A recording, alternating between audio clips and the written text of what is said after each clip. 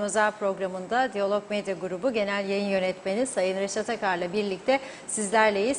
Evet, hem sağlıkta hem ekonomide konularımız çok yoğun bugün. Sağlıkla başlayalım. Vakalar hızla artışa geçti. Tabii omikron varyantı sebebiyle bu aslında beklenen bir durum. Sonrası için de yine tahminler var. Bireysel korunma bu anlamda çok öne çıktı. Tabii aşı en büyük silahımız. Aşıların yanında artık COVID-19 tedavisinde kullanılan ilaçlara da ihtiyaç var. Bu konuyla ilgili Kıbrıs Türk Tabipler Birliği'nin Sağlık Bakanlığı'na bir çağrısı var. Hem aşıların hem ilaçların temini konusunda. Bu arada PCR ücretleriyle ilgili şikayetler gelmeye devam ediyor. Biliyorsunuz Sağlık Bakanlığı PCR ücretini 100 lira olarak açıklamıştı ama buna rağmen bugün dahi birçok yerde hala da 150 lira olduğu bilgisi paylaşıldı. Yine sağlıkta tip işin eylemi genişleyerek devam ediyor. Girne Akçiçek'te de poliklinikler durdu. Durum ciddi anlamda sıkıntılı. Ekonomiye bakacak olursak orada da yıllık enflasyon rakamları açıklandı. Evet, ayrıca Maliye Bakanlığı ödemelerle ilgili de bir açıklama yaptı. Son bir ayda toplam yaklaşık 1 milyar 320 milyon gibi bir rakam ödendi. Detaylarını konuşacağız. Ve siyasi gündem, seçim gündemimiz. Partilerin propaganda süreci işliyor. 22 Ocağı kadar devam edecekler. Ama vatandaş baktığımızda günden güne seçim gündeminden uzaklaşıyor. Malum hayat pahalılığı ve birçok sebepten dolayı. Röportajlarımız var. Sizlerle paylaşacağız. Hepsi ve daha fazlasıyla programımıza başlıyoruz. Tabii sizlerin de yorumlarıyla. Evet Reşat Bey, merhaba. Merhabalar Funda Hanım. Herkese hayırlı günler dileyerek başlayalım. Evet. Tabii dün korona vakaları açıklandı. Pozitif vakalar Sağlık Bakanlığı tarafından dün gece bir anda sosyal medyada kıyametler koptu. 700 vaka, 700 vaka, 700 vaka diye bağırıyorlar. Rumlarda da 5400 vaka tabii bu arada söyleyeyim. Nüfusları bizden 3 kat fazladır. Onlar da, özür dilerim, test sayısı da çok daha fazladır. Onlar da bağırıyor. Ama bizde inanılmaz bir tepki başladı. Nasıl olur 700 vaka nasıl? Olur kardeşim. Sağlık Bakanlığı üst kurulun tavsiyesi doğrultusunda devlet dairelerinde, özel kurum kuruluşlarda yılbaşı partilerini yasaklamıştı. Buna rağmen bu yasak kararı orada dururken birçok dairenin kutlama yaptığını buradan bize söylemiştik. O kadar bir cesaretle kutladılar ki her kutlamayı da sosyal medyada paylaştılar. Falanca daire arkadaşları yeni yılı kutluyoruz. Yollayalım 2021'i gelsin 2022 falan filan. Sarmaş dolaş fotoğraflar paylaşıldı. İkincisi, seçim atmosferine girildi. Bu seçim atmosferi nedeniyle siyasi partilerin köy ve kent gezileri artırıldı. Bazı yerlerde maskeli, bazı yerlerde maskesiz, yakın temas halinde bulunmaya devam ediyorlar. Dünyanın hiçbir ülkesinde kalmayan bir uygulama 40 yıldan beri devam ediyor bu ülkede, 45 yıldan beri. Seçim zamanı geldi mi başlıyorlar, o köy senin, bu köy benim, o köy senin, bu köy benim. Ve ekibe de, adaylara da liste veriyorlar. Diyorlar ki falan gün, falan saat, falan yerde olacaksınız. İstersen gitme, gitmeyen tabii çizgi çekilir üzerine. Ondan sonra onların diliyle söylüyorum, daramalar başlar, birbirlerini darıyorlar ya, o tek tercihleri koyuyorlar hususi ki kendi parti içinde birbirlerini daralasınlar diye. Adamı koyuyor, ne getirebilir seçimde? 500 oy getirir partiye diyor, tamam 500 oy getirsin ama seçilmesin. Onu nasıl engelleyeceğim? Karma sistemle. Şimdi vakalar o kadar çok arttı ki bizim aldığımız bir duyuma göre Yüksek Seçim Kurulu sandık görevlisi bulmakta zorlanıyor, zorlanacak da. Çünkü insanlar yakın temasta olmak istemiyor başkalarıyla. Düşünün, siz sandık görevlisiniz, hem oturduğunuz masada birer ikişer metre mesafe yok, hem vatandaş gelir yanınıza uzadır kartını, eğilir yanınıza doğru imza atar falan. İşin bir bu yanı var. İkinci yanı, seçim sonuçları öyle bir gecede açıklanacak gibi durmuyor. Defalarca uyarıldığı halde hiçbir parti bu konudan ders çıkarmadı. Komite kurdular, uzlaşamadılar, dağıttılar komiteyi. Dolayısıyla sonuç alamadılar. Sonuç alamadan da seçim. Gidelim ya.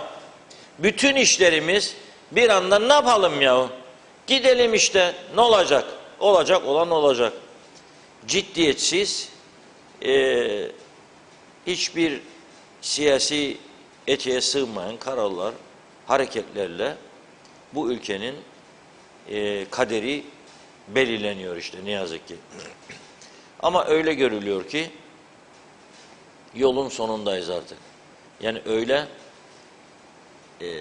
bu da geçecekler, merak etmeyin de şu olacak bu olacak mümkün değil. Çünkü bugün enflasyon rakamları da açıklandı ve ekonomiden iyi anlayanların belirttiğine göre %50'ye dayanan bir enflasyon var. Bu enflasyon oranlarına bakarak nasıl bir yönetim sergileyecekler acaba kazananlar? Hangi ürünlerin fiyatlarını aşağıya çekebilecekler? Enflasyonu nasıl düşürecekler? Ve enflasyona göre ödeme yapmaları halinde kamu çalışanlarına bu aradaki farkı hangi gelirlerle karşılayacaklar? Çok ilginçtir. Eşel mobil sistemine göre ne kadar enflasyon o kadar para ödüyorlar. Ve övünüyorlar, biz ödüyoruz falan filan. Nereden bulacaksın? Bütçeni de yapmış durumdasın. %50 artışı nereden bulup ödeyeceksin? Bu dönemde gerçekten hükümet olmak kolay bir iş değil. Peki ne olacak?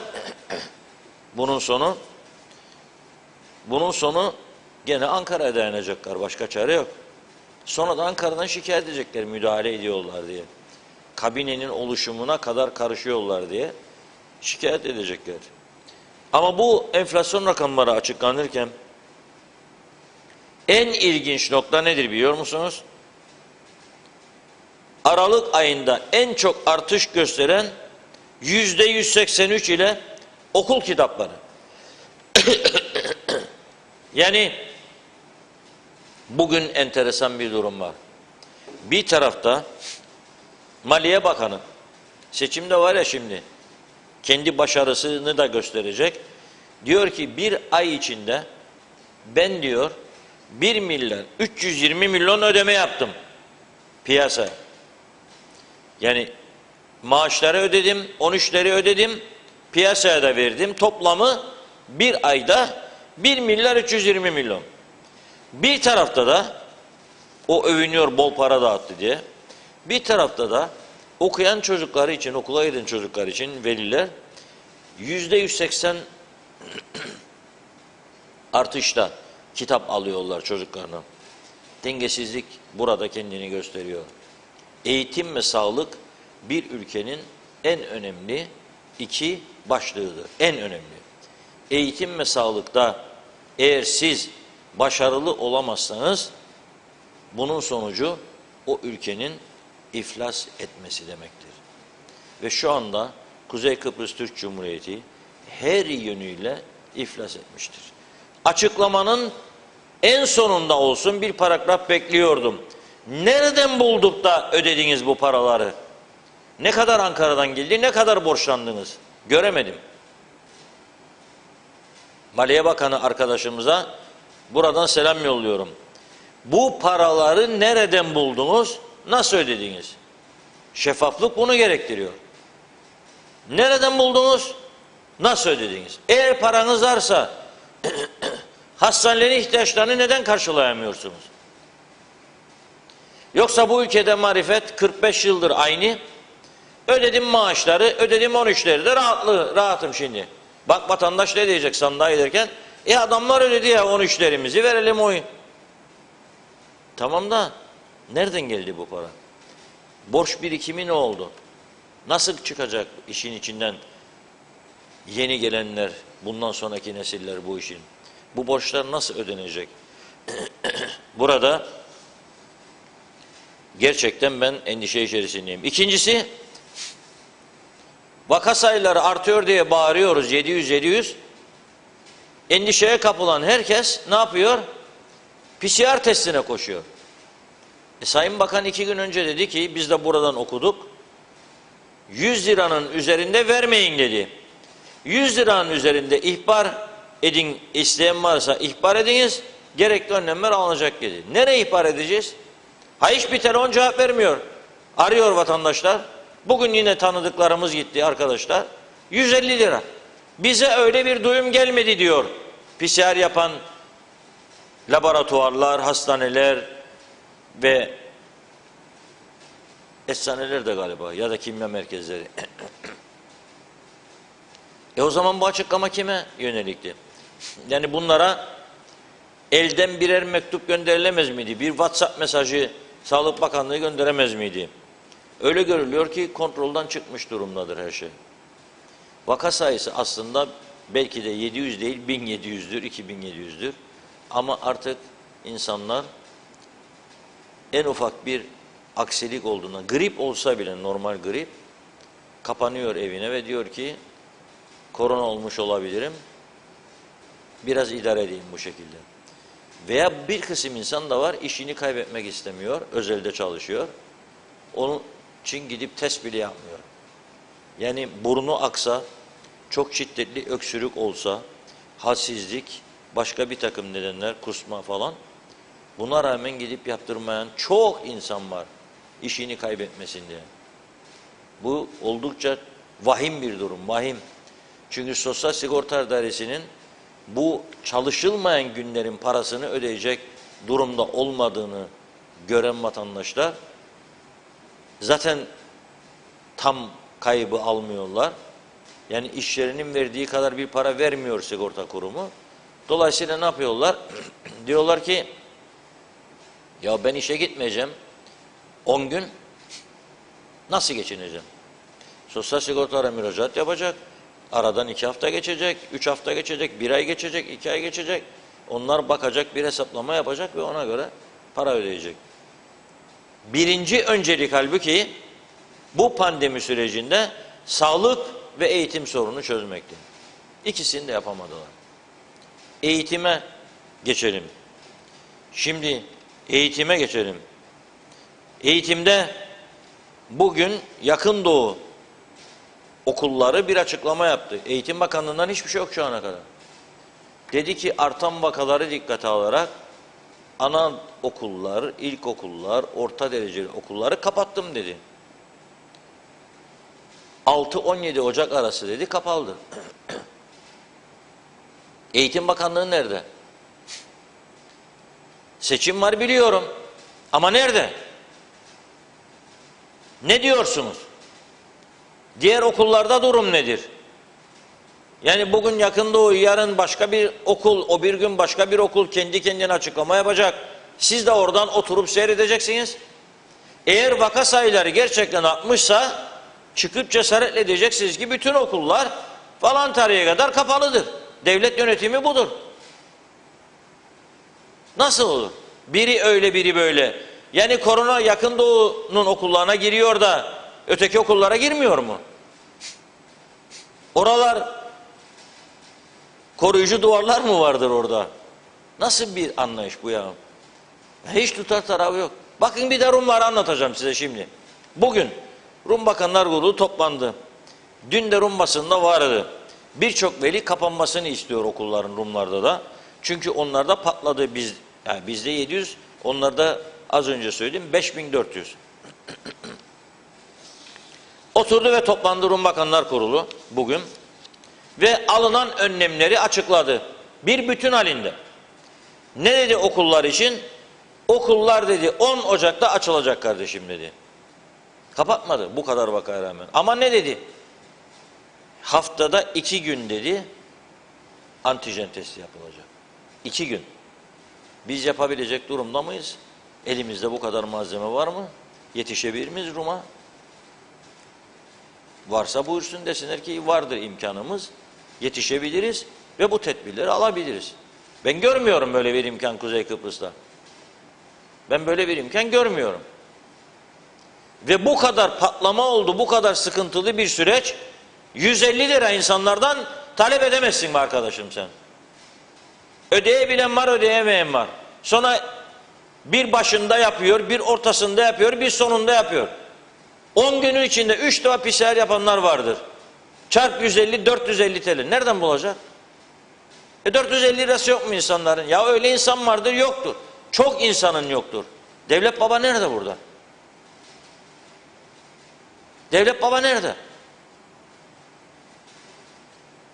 Gerçekten çok acayip bir durum var. Çok çok acayip bir durum var. Yani olabilecek gibi değil. Bir taraftan bizim sağlık sorunları giderek artıyor ve gerçekten hepimizi endişelendirecek bir duruma doğru ilerliyor. Bir taraftan da sağlık örgütleri bir tanesi eylem yapıyor. Eyleme geleceğim biraz sonra.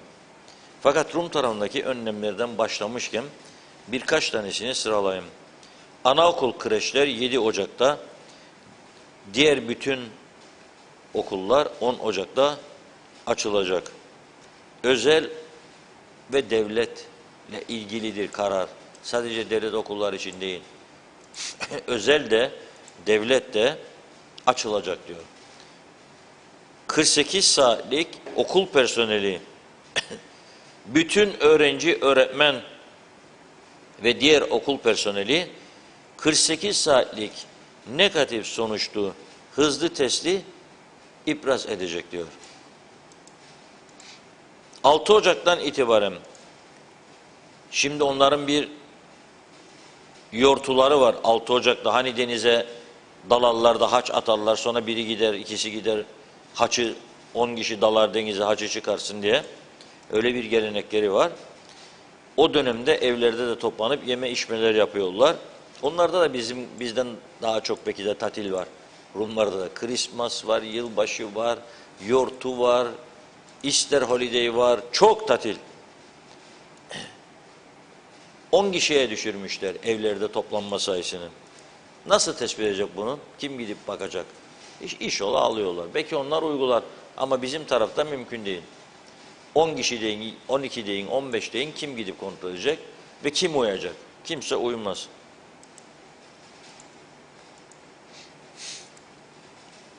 Ama ne yapmışlar? Kamu kuruluşlarında uzaktan çalışma online %50'ye çıkarmışlar. Yani düşünün, bir dairede 100 kişi varsa 50 tanesi online hizmet veriyor. Sonra dönüşümlü oluyor herhalde. Diğer 50'si gidiyor, diğer 50'si geliyor.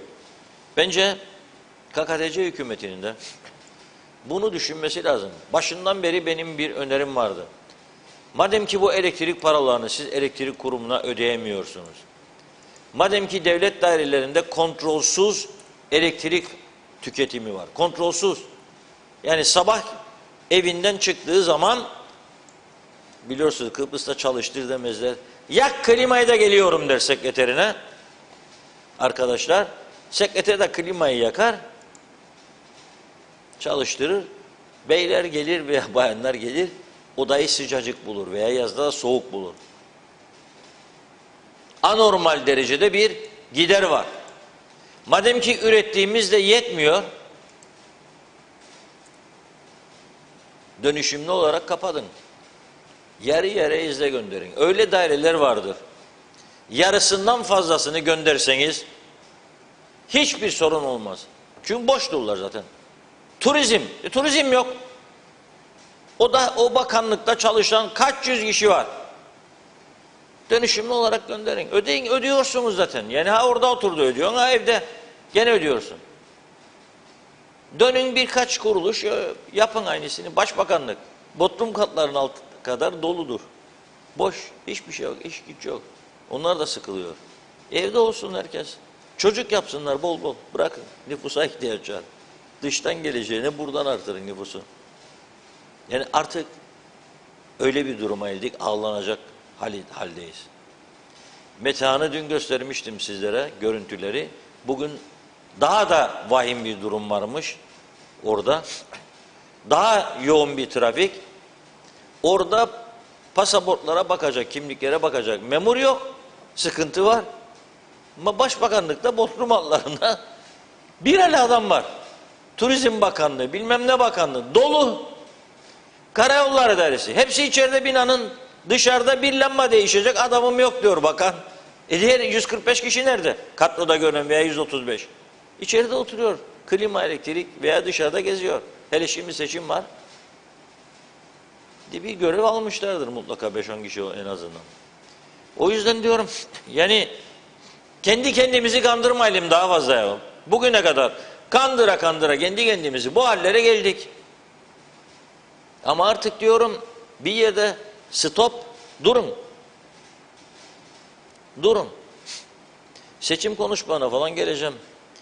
Dinliyorum ara sıra vakit buldukça kanallarda gezinti yapıyorum. Adayları dinliyorum. Birkaç tane böyle çok dikkatimi çeken konu vardı. Az sonra Funda Hanım'dan hemen sonra bakıyor bana çünkü yeniden Funda Hanım çok görüyorum. mesaj var. Çok mesaj var. Evet. O konulara geleceğim. Çok önemlidir ama.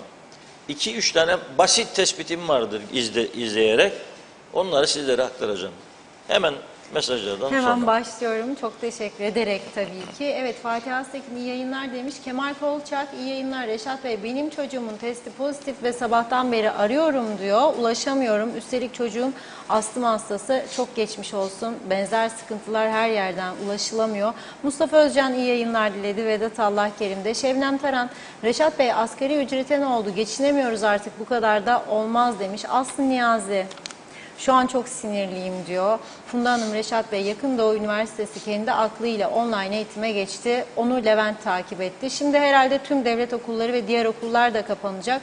Ama şu dakikalarda Hamitköy'de bir partinin kalabalık ilçe açılışı var. Tüm partiler günde 10 daire gezmeye devam ediyor. Maskenin takıldığı tek yer olan okulları kapatacaklar yine. Cahil ve öngörüsüz bir toplum demiş. Osman Zorlu Ankara'dan iyi yayınlar diledi. Emine Durmaz, bugün bir şey duydum. Fuar alanına komşum bilekliğini çıkarmaya gitti. Başka biri de pozitif bileklik takmaya gitmiş. Aynı kişi tarafından yapılmış işlemler. Nasıl bulaş olmasın? O negatif gitti. Aynı personel pozitife bileklik taktı. Lütfen diyor, kontrol edin. Mustafa Özcan, Gezici'nin anketiyle ilgili mesajı var. Ciddi bulmadım diyor. Anketteki tek doğru Reşat Akar Bey'di. Diğerlerini çok abartmış. Şahsen ben oyumu anketlere göre değil, sandığın başına gittiğimde vicdanımın sesine kulak veririm. Emine Mülayim, evet, şimdi anlamadığım bir şey var demiş. Aşılarımız AstraZeneca olduk. 2 doz 6 ayı geçti. Geçen gün bir BioNTech olduk. Acaba doğru mu olduk? Başka daha olacak mıyız? Öğrenmek isterim diyor. Doğan Falyalı, bunca işten sonra ne olacak şimdi? Enflasyon herkesi yiyecek, bitirecek. Herkes parasına mukayyet olsun. Alimallah aç kalır, telef olurlar. Mehmet Akın, Ali Pilli neden sağlıkta olan grevi durdurmak için bir şeyler yapmıyor? Grev yapıp çalışmadan maaş alanlara zehir zıkkım olsun demiş Mehmet Bey. Kuzey Kıbrıs sanki çok güllük gülistanlık bir ülke. Sanki refah seviyesi çok yüksek. Her şey dört dörtlük. Bir de grev yaparlar. Yazıklar olsun dedi. Zehra Sencer, Karpaz'dan sevgilerini yolluyor. İyi yayınlar diledi. Programı severek izliyoruz, kahvemi yudumluyorum demiş, benim için de için. Zeka Üçer'de Londra'dan iyi yayınlar diliyor. Mustafa Özcan da taşı toprağı bereketli olan bu ülkede kamu reformu kişiye göre, adalet kişiye göre. Her yasanın çiğnenmesi düzeltilmeden, toprak reformu yapılmadan, üniversiteler, turizmin, sağlık ve eğitimin yanında olmazsa olmaz üretim reformu yapılmadan artık bu ülkede kimse rahatlık, zevk-i sefa beklemesin, acı olur, tatlı olur, hiç kimsenin gözünün yaşına bakmadan, yeniden seçilme kaygısı taşımadan, sonucu aydınlık olacak, her yaraya neşter vurulmadan bu düzen artık böyle gitmez. Mevcut siyasilerin içinde bir işi yapabilecek bir baba yiğit gören var mı? Ben göremiyorum, tereddütlerim var dedi. Mehmet Uluçaylı da iyi akşamlar diliyor. Şebnem Taran, hep diyor 13, hep 13. maaş, asgari ücretliyi düşünen yok. Bu nasıl adalet? Bu kadar da olmaz, yeter demiş. Erol Topçu iyi yayınlar diliyor. Mustafa Özcan, oysa dün katıldığı TV programında okulların açık kalmasının öneminden söz eden Sayın Eğitim Bakanı deve kuşu politikası yapılmamasını söylemişti dedi. Nihat Yılmaz da diyor ki, Reşat Bey, okullar kapanınca nereye gidecek çocuklar? Devlet anne babalara ödenekli izin verecek mi diye sordu. Evet, Hatice Cihanlı, Reşat Bey, hükümet %100 artış yapsa nafile, denetim olmadıktan sonra size bir örnek vereyim. Serdarlı'da bir markette aynı marka şampuan 40 lira, Demirhan'daki markette 15 lira. Bu sadece bir örnek, daha çok sayabilirim. Turgay Gezen, adalet müşavirimiz de atandığına göre artık memlekette her şey adaletli olacak. Erol Hasan Avustralya'dan iyi yayınlar diliyor, kolay gelsin demiş. Dursun Sönmez, Reşat Bey, ben de sizin gibi bu 700 vaka çok fazla. Millet kötü. Köy ve ev geziyorlar ama sağlığı, eğitimi düşünen yok. Biz aileler, neneler, dedeler olarak ne kadar huzursuzuz bilir misiniz diyor. Sağlıklı kalın demiş. Nazime Nalbant, iyi yayınlar. Soğuk Londra'dan herkese, tüm sevdiklerine selamlarını yolladı. Halkımız bir de Covid ile uğraşıyor diyor. Çok olduğunu söylüyorlar, gizliyorlar rakamı demiş. Bu çok kötü. Bu gidişatlar yüzünden halkımızın morali de sıfır. Bir de bilmiyorum doğru mu tüp gazı zam yapılacak diyorlar. Nereye kadar zamlar? Gece olur sabah olur zamlarla uyanıyoruz. Hani indirimler olacaktı? Bir öyle bir böyle söylüyorlar diyor. Evet, 150 alıyorlar. İkisi yapsa, PCR testlerini de söyledi.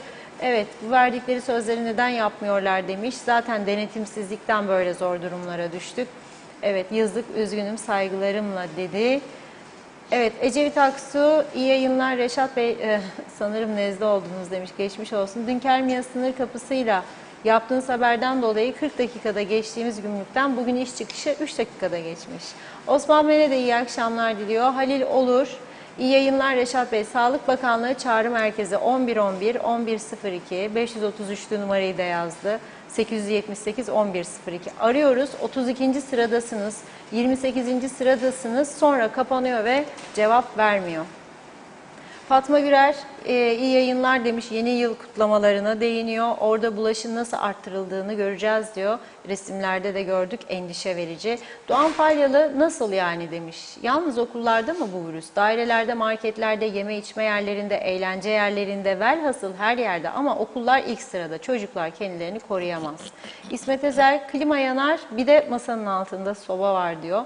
Ferda Küçülmez, devlet baba görmez, duymaz, konuşmaz. Reşat Bey, Allah sonumuzu hayretsin. Allah bu halkı 3 maymunlardan kurtarsın. Hayırlı geceler. Mehmet Akın, utanmadan 13. maaşı alıp harcayan kamu memurları, sizlere sesleniyorum. Hiçbir insan ülkesini, toprağını, tabiatını, çocuklarını ve torunlarını düşünmez mi? Onların geleceğini karanlıklara bırakır mı? Bir 13. maaş almazsanız da ülkenize yardımcı olsanız olmaz mı? Devlet dairelerinde klimalar yanıyor, yansın.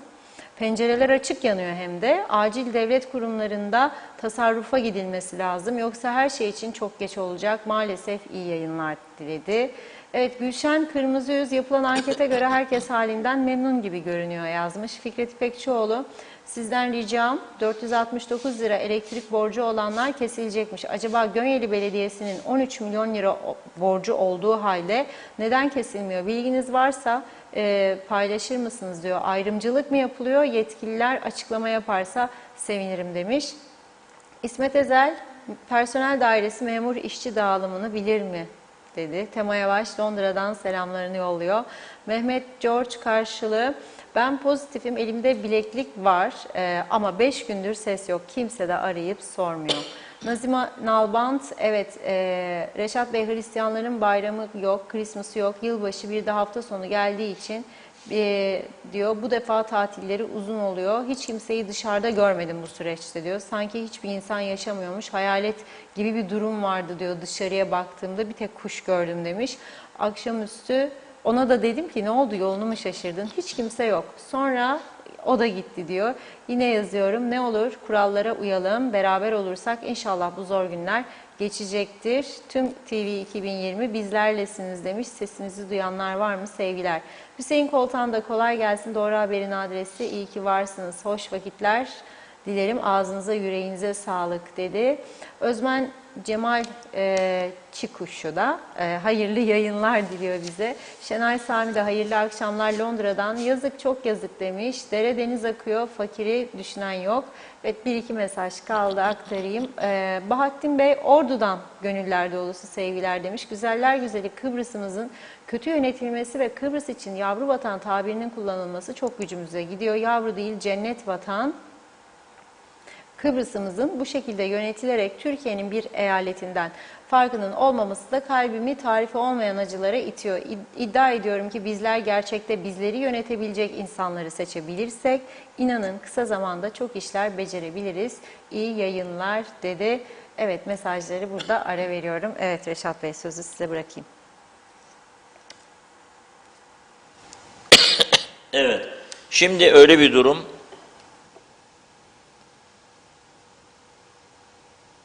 Bu krizde okulların tamamı kapatılsa ne olacak? Haklıdır. Bazı veliler diyor çocuklarımızı ne yapacağız? Kim bakacak evde?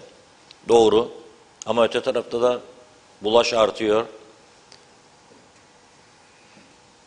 Çocuklar okula gidiyor.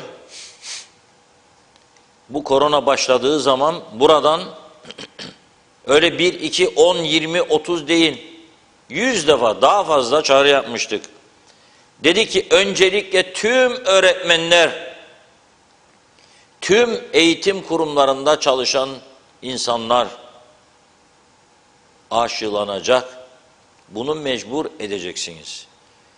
Bu baskıdır, demokratik değildir, anayasaya aykırıdır diyorsa sen de ona diyeceksin ki haklısın Mehmet Bey, git evine, bitince korona gelirsin. Bitti bu iş. Ama yapamaz bunu çünkü yasalar anayasa. O zaman da senin karşına olağanüstü hali çıkarırım. Anayasada vardır bu. Zaten bu süreçte bütün ülke batmış. İnsanlar sabah nasıl uyanacağını bilmez halde. Ve siz bana hangi anayasaya, hangi baba yasaya sığınıyorsunuz onu anlamadım. İşinize geldiğinde anayasa, işinize geldiğinde baba yasa, böyle bir şey olmaz. Ve en çok üzüldüğüm bu sağlıkta örgütlü sendikalar hiçbir tepki aşılama konusunda ilk aylarda vermediler. Defalarca çağrı yaptım. Öncelikle sizin görevinizdi dedim. Bizim değil sizin. Yapmadılar. İnat ve ısrarla yapmadılar. Pandemi hastanesi konusunda ses verin dedim. Yapmadılar. Şimdi bir tanesi bugün aşılama konusunu söylüyor. Tabipler Birliği. Ötekisi ise tıp iş eylem yapıyor. Burhan Nalbandoğlu'nun da başlatmış eylemini. Ondan sonra bu eylemi 3 hastaneye çıkarmış. Ve en son bugün Girne Akçiçek Hastanesi. Eğer diyor bakanlık bizimle uzlaşıya gelmezse o zaman diyor daha da genişleteceğiz diyor eylemi diyor. Evet, ilginç bir durum. Peki ne istiyormuş bu örgüt? Niye eylem yapıyor bu zamanda? Koronanın patladığı bir zamanda. 2 tane vaka vardı diye bu sendikalar bütün ülkeyi kapattırdılar. Bu sağlıkla ilgili onlar. Öyle rakamlar koydular bize. 15 bin kişi ölecekmiş, 18 bin kişi. O günlerde. Bütün halkı korkuttular. Herkes eve kapandı. Bütün iş yerleri kapandı. Kamuda çalışanlar ay başı geldiğinde tıkır tıkır ödendi. Tam da öyle bir ayarlandı ki seçim üstüne seçim. Cumhurbaşkanlığı, ardından kurultay, kurultaydan sonra şimdi genel seçim, ondan sonra yerel seçim. Hep bu pandeminin içerisinde. Dediler ki arkadaşlar biz 2 vaka, 3 vaka. Aman 18 bin kişi ölecekmiş. 15, 18. Bir ara rakamlar attılar. Kapattılar şeyi. Bütün ülkeyi. Herkes battı, iflas etti. Özelden bahsediyorum. Bazı ithalatçıları dışarı bırak. Yani diyorlar ki işte onlar bazıları kazanan kazandı. Daha çok kazananlar oldu, doğrudur. Ama genel çoğunluk, ezici çoğunluk bu süreçte olan birikimlerini de harcamak zorunda kaldı. Herkes perişan halde. Ve sen bu dönemde niye eylem yapıyorsun? Merak ettim. Arkadaş dedim, bulunuz ya dedim. Merak ediyorum. Bu doktor beylerin ve hanımların eylem gerekçesi nedir? Nöbet tutan doktorların yemek hakkı verilene kadar diyor, bu eylemler devam edecek. Ne güzel. Yemek hakkı, nöbet tutan.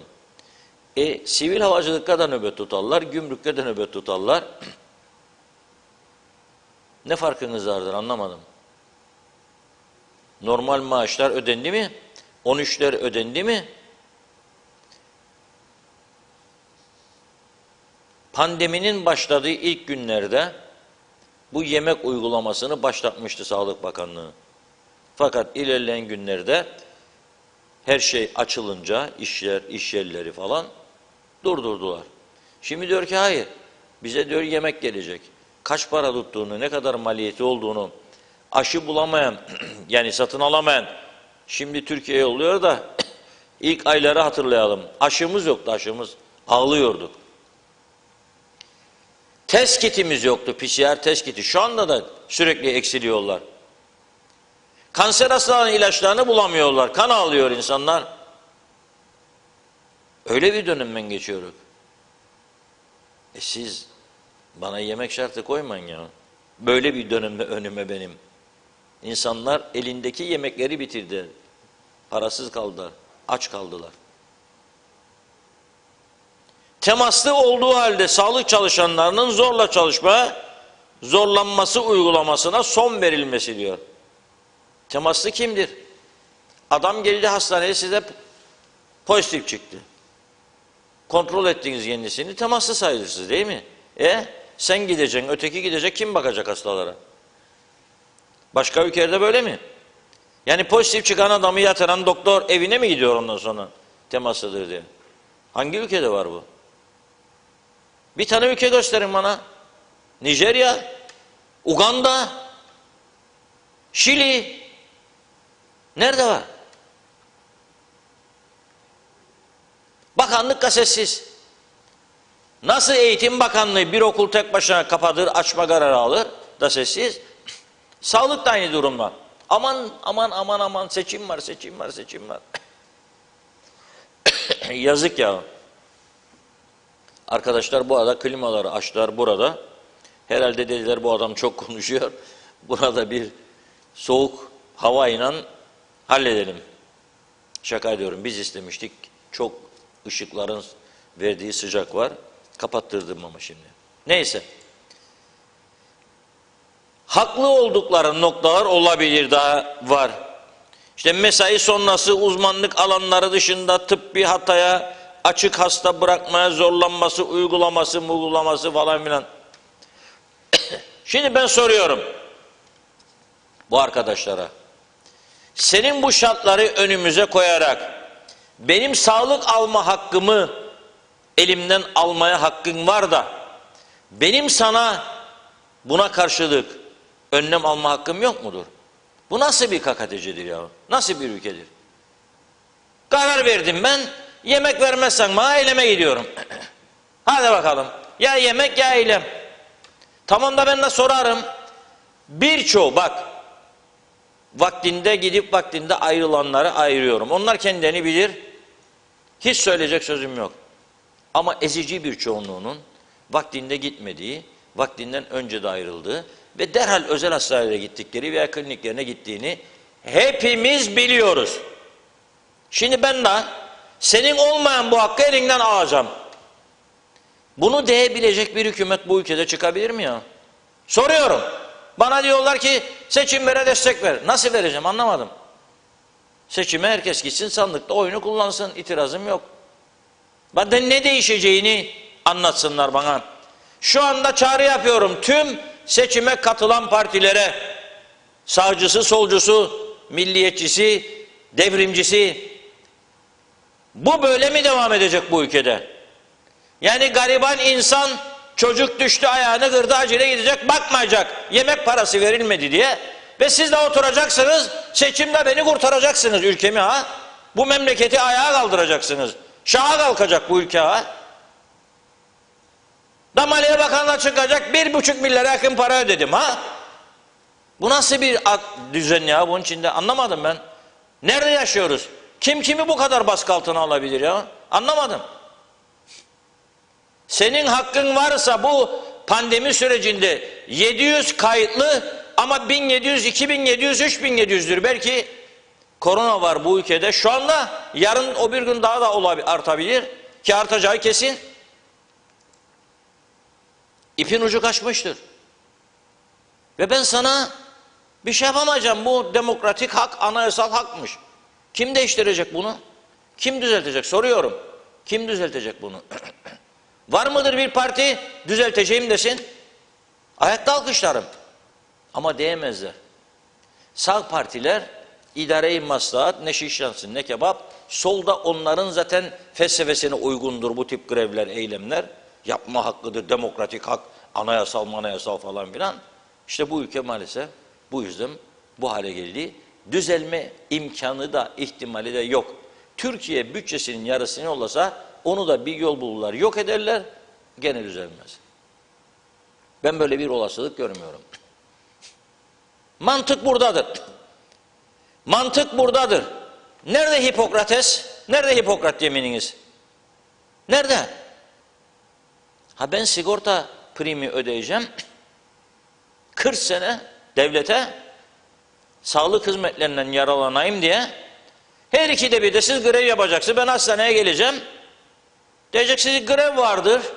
Bakamıyoruz. Ne grevi var? Ne grevi var? Çifte maaşlarda aldığınız bu ay helal olsun. Güle güle kullanın. 20, 20, 40, 18, 18, 36, 15, 15, 30, 12, 12, 24. Helal olsun. Ve ben her zaman şunu söylüyorum. 1 diyorum yargıça, 2 diyorum polise, 3 diyorum doktorlara daha çok vereceksiniz. İyi doktor bulmak istersen uzman doktor daha çok vereceksiniz. Bunu da savunan biriyim. Ama şimdi soruyorum. Bu düzensizlik değişecek mi, değişmeyecek mi? Bana ne garantisi veriyorsunuz ey seçime katılan partiler? 405 milletvekili adayınız var. Maşallah o televizyon senin, bu televizyon benim, geziyorlar. Ve bakıyorum uzman oldukları olmadıkları her alanda da konuşuyorlar. Her alanda. Ben basit işlerle çözüm arayan bir insanım, yapım vardı. Soruyorum, her sene bizi aldattınız, tam güne geçeceğiz diye sağlıkta ve eğitimde. 23 Ocak sonrasında eğitimde ve sağlıkta tam güne geçecek misiniz ve nasıl geçeceksiniz? Bana anlatın. Nasıl geçeceksiniz? Tam güne nasıl geçeceksiniz? 10.000 lira alıyorsa uzman doktor şu anda 20 yapın, 30 yapın, 40 yapın ama hastanede sabah 8 ise 8 gidecek, 4 ise bitiş saati 4'te ayrılacak gidecek. Yok ki 9-9.30 gir, hastalar sırada bekler, 11 gibi al çantayı git özel hastaneye, sonra da gel bana sırala bunları, eylem. Hiçbir partiden en ufacık bir tepki yok. Ben tepkiyi de o lafı da kullanmak istemem. Bir söz ya o. Ey arkadaşlar, Hipokrates var ya, o yemin ettiniz. Bunu hatırlayın, zamanı değil şimdi bu kavganın. Geçsin bugünler daha. Ona göre. Bu kadar kritik bir süreçten geçiyoruz. Yok diyorlar. Olmaz. İşte cesur bir hükümet modeli çıkmazsa ki görmüyorum yani. Parmağımın arkasına saklanacak değilim. İnşallah aldatırlar bizi. İnşallah yanıltırlar bizi. Ve olur. Bekliyorum. Ama şimdi merak ediyorum. Seçime giden ben nasıl oy vereceğim? Oyumun rengi nasıl olacak? Eğitim ve sağlıkta tam güne gidecek misiniz? Gitmeyecek misiniz? Gidecekseniz nasıl gideceksiniz? Ve bu şu anki uygulamalar bana göre yasa dışıdır. Onlar bir kılıfına uydurmuş olabilir. Hukuksuzluktur, adaletsizliktir, insanlık dışıdır. Böyle bir dönemde hasta insanları hastane kapısından çevirmek ve gerekçelerin 1. maddesi gördüğüm için yemeği söyledim. Önümde burada. Devlet Ajansı'nın haberi. 2 gün önceki ilk eylemi başlattıklarında veya 3 gün önceki nöbet tutan doktorların yemek hakkı verilene diyor. Temaslı olduğu halde sağlık çalışanının zorla çalışmaya zorlanması uygulamasına son verilene, keyfi siyasi görevlendirmelerde uzman hekimlerin bakanın seçim bölgesinde, sağlık merkezinde mesai saatleri sonrası uzmanlık alanları dışında tıbbi hataya açık şekilde hasta bakmaya zorlanması uygulamasına son verilene kadar elimi söyleyecek. Burada herhalde Bakan Bey Güzelyurt bölgesinde olduğu için bazı adamları gidin Güzelyurt'a çünkü o bölgenin oya ihtiyacım var falan. Orada çalışın demiş olabilir. Dediyse o da yanlış. O ayrı mesele. Ama bunun çaresi eleştirmektir, uyarmaktır. Bu dönemde, bu koronanın patladığı dönemde hastaneleri kapatmak değildir. Acil servislere kadar. İnsanlar gelecek, eli kırılmış, ayağı kırılmış, ya arı sokmuş ya bir şey olmuş ve siz onlara diyeceksiniz ki bu iş yerinde grev vardır. Olacak şey değil. Olacak şey değil. Kusura bakmasınlar. Bu eylemcilerin arasında belki de tanıdığım, çok sevdiğim arkadaşlar da olabilir. O ayrı mesele, bu ayrı mesele. Ve bu şekilde bir siyaset uygulamasıyla bu ülkenin en ufak bir sorunu çözme imkanı yoktur. Net bir şekilde tablo önümüzdedir. En ufak bir sorunu çözme imkanı yoktur. Bakınız ne oldu? En basiti söylüyorum, PCR meselesi. 150 lira. En basiti söylüyorum. 100 dedi, 2 gün önce okuduk burada. Biz de mahcup olduk izleyicilerin karşısına. 150 dedi. Dün ben kendim denemesem yapmayacağım. Diyeceğim ki yanıltıyorlar beni. Temaslıdır, bileklik takıyorlar. 11-11 ya 11-02'yi ara diyorlar. Senin mesela çoğu evde sabit telefon yoktur. Cep telefonuyla çeviriyorsun, takır takır da çalışıyor. Dedim mi GSM şirketlere yaradı bu işler. Korona günlerinde eve kapananlar ne yapardı biliyorsunuz değil mi? Bütün gün ceplerde arayayım annemi bakalım bugün nasıldır, arayayım babamı nasıldır, arayayım kardeşim nasıldır, arayayım arkadaşım nasıldır, paralar gitti. Şimdi aynı durum. Çeviriyorsun, ben kendim çevirdiğim için biliyorum. 25. sırada, 28. sırada, benden için arayan birisi yakınım dedi bana, 1,5 saattir ölüyorum dedi ara ara. Dedim batacaksın telefon parasına, arama. Ama diyor mecburum. Bileklik var, izin isterim. Dedim o zaman bir de ben deneyeyim bekle bakalım şans dedim. Aynı şey. 28. numara, 30. numara, 25. numara. Nihayet ben şanslı çıktım. 5-6 aramadan sonra ulaştım. Biri tuşladım. 1102. Bana dedi ki biz değilik o konuyla ilgilenen. Kimdir dedim. Sağlık Bakanlığı. Nerede bu bakanlık dedim. Gideyim bulayım bunları. Dedi oraya arayacaksın. Ama nereyi be kardeşim? Telefon ver bana.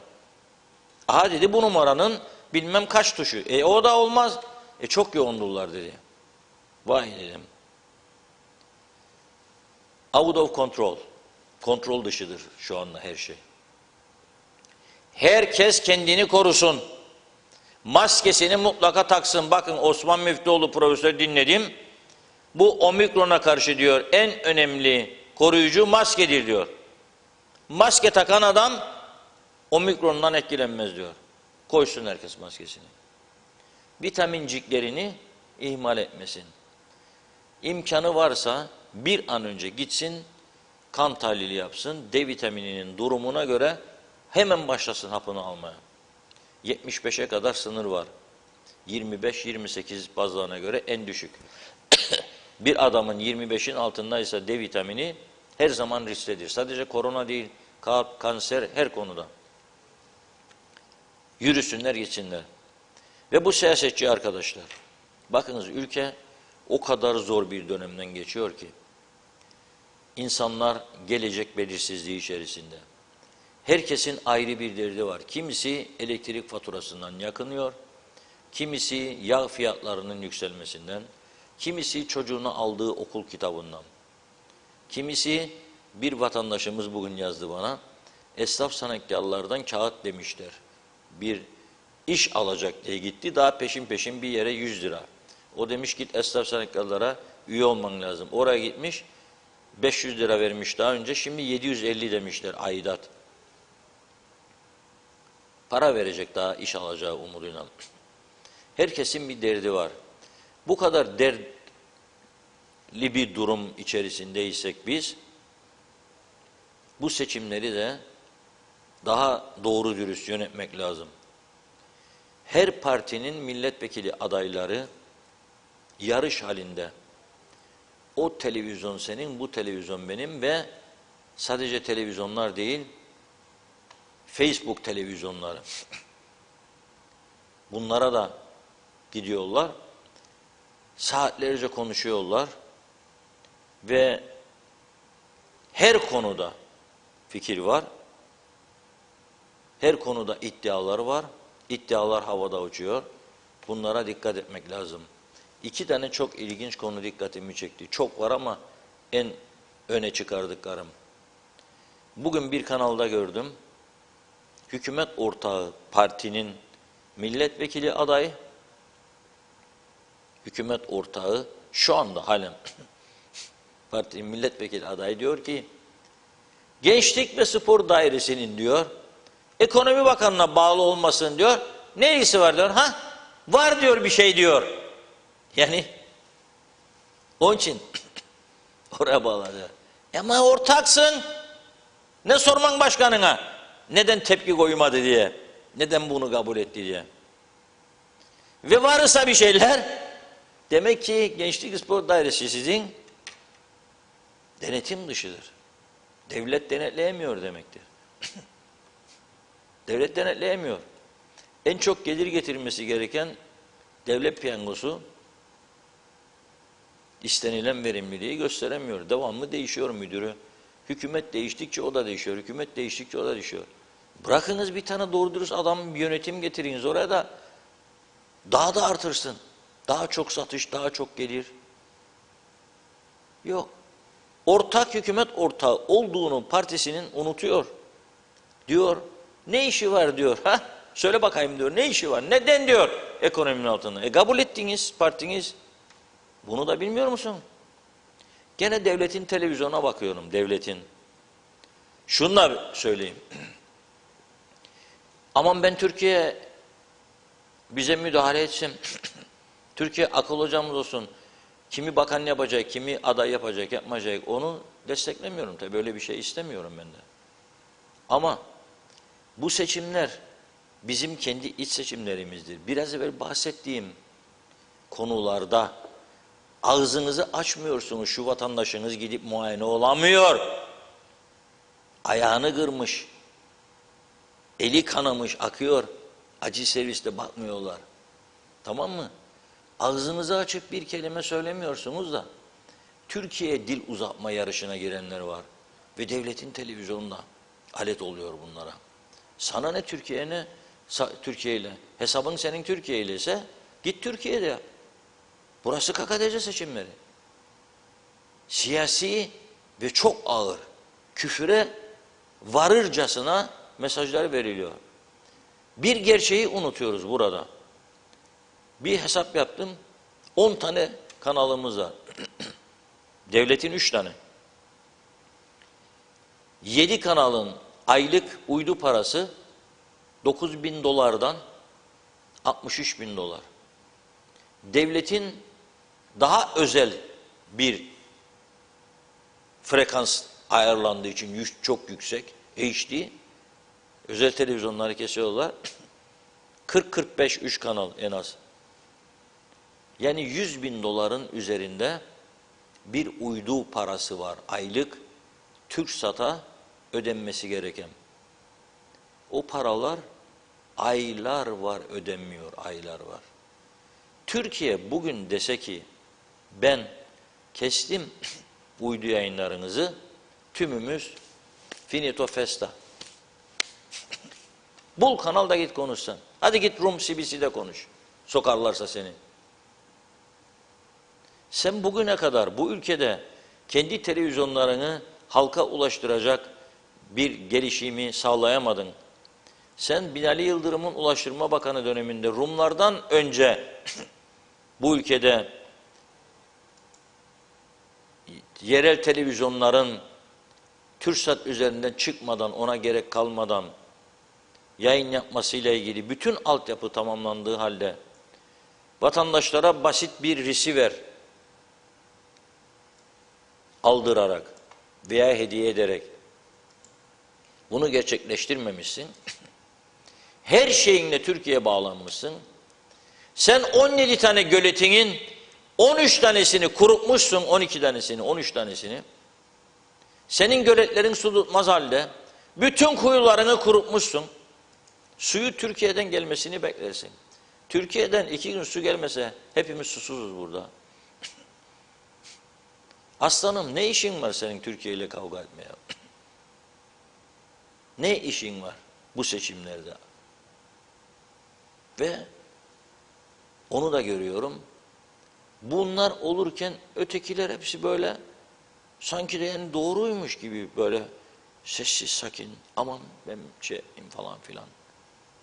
Bu zihniyetlerle devlet yönetilecekmiş.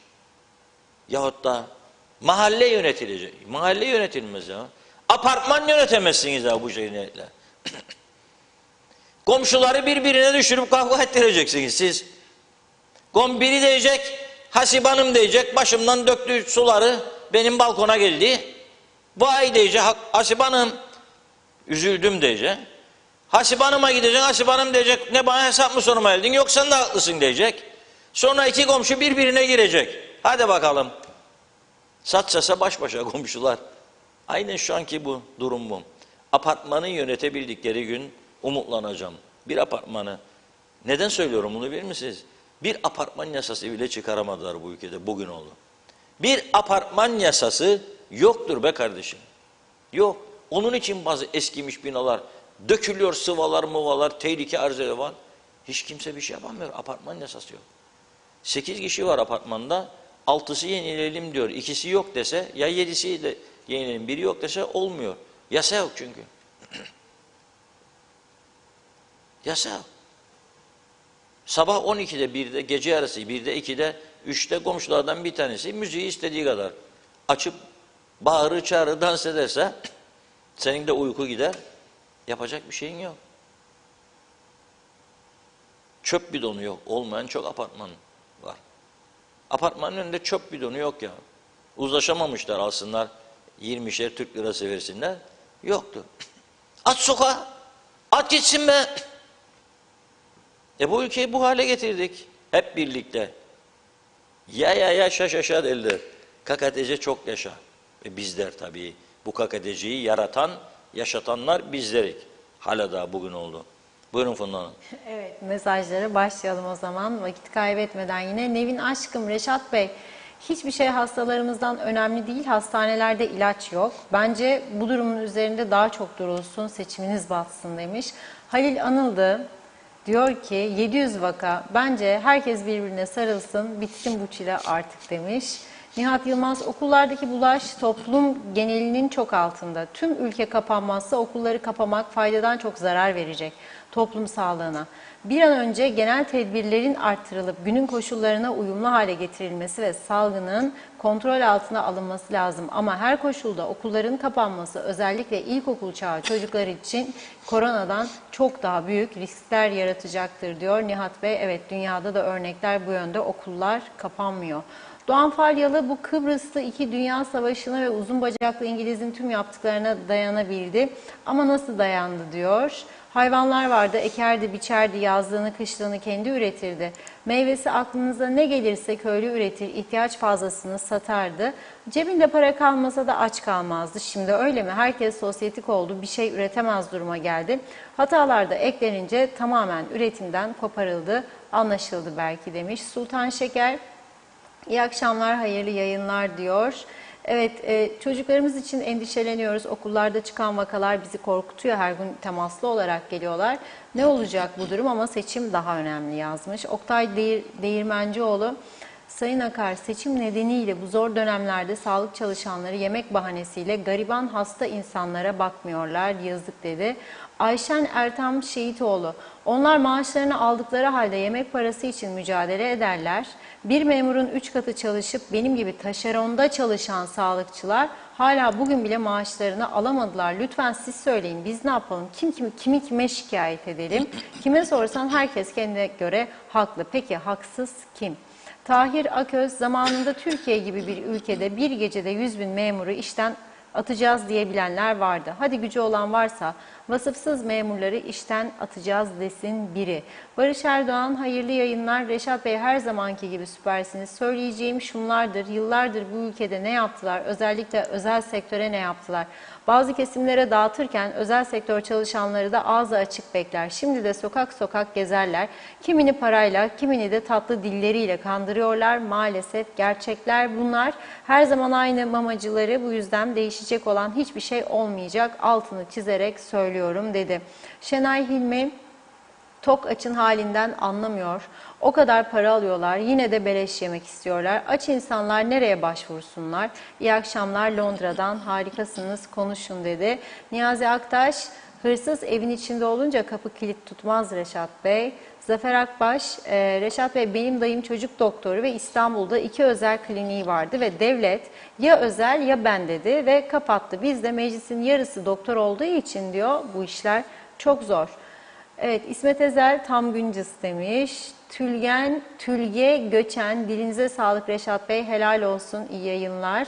Serhat Yarkın, evet iyi ki varsınız, sizlerle gerçekleri duyuyoruz. Ben de bugün Metehan'dan geçtim, gerçekten çok trafik vardı. Bunun tek sorumlusu Rum tarafıdır. Açık bir kapı, ısrarla Türk tarafı 3 kapıyla hizmet vermekteydi. Bilinmesini istedim, teşekkürler, iyi yayınlar diliyorum size. İnci Teksoy, çok haklısın Reşat Bey. Bugün kalçası kırık adamı doktor kontrolü için ambulans evinden alıp hastaneye getirmedi. Grevdeyiz dediler. Arif Aktepe, evet, hastanede ilaç yok, grev var. Yemek için grev, saraya külliye isteriz. Hadi hayırlısı diyor. Ömer Bozkara, vezirler tam gün eğitimi Tufan Hoca birçok kez dile getirdi. Sizinle aynı düşüncede Reşat Bey demiş.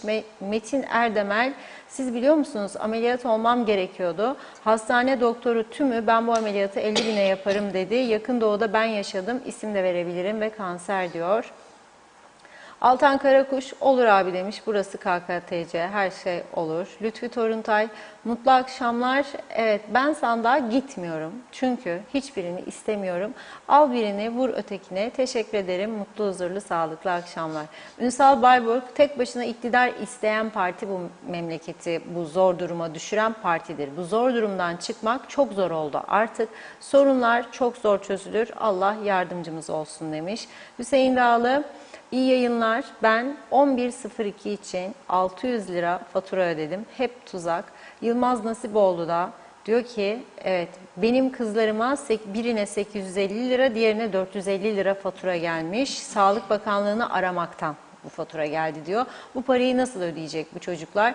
Zehra Sencer, inanın yazılacak, söylenecek çok şey var ama baştakiler seçim diyerek vatandaşı, bizleri düşünen var mı? Seçilenlerin de gelenlerin gidenleri aratmayacağını her şey biliyoruz, her şey ortada demiş. Çok teşekkür ederim Zehra Hanım.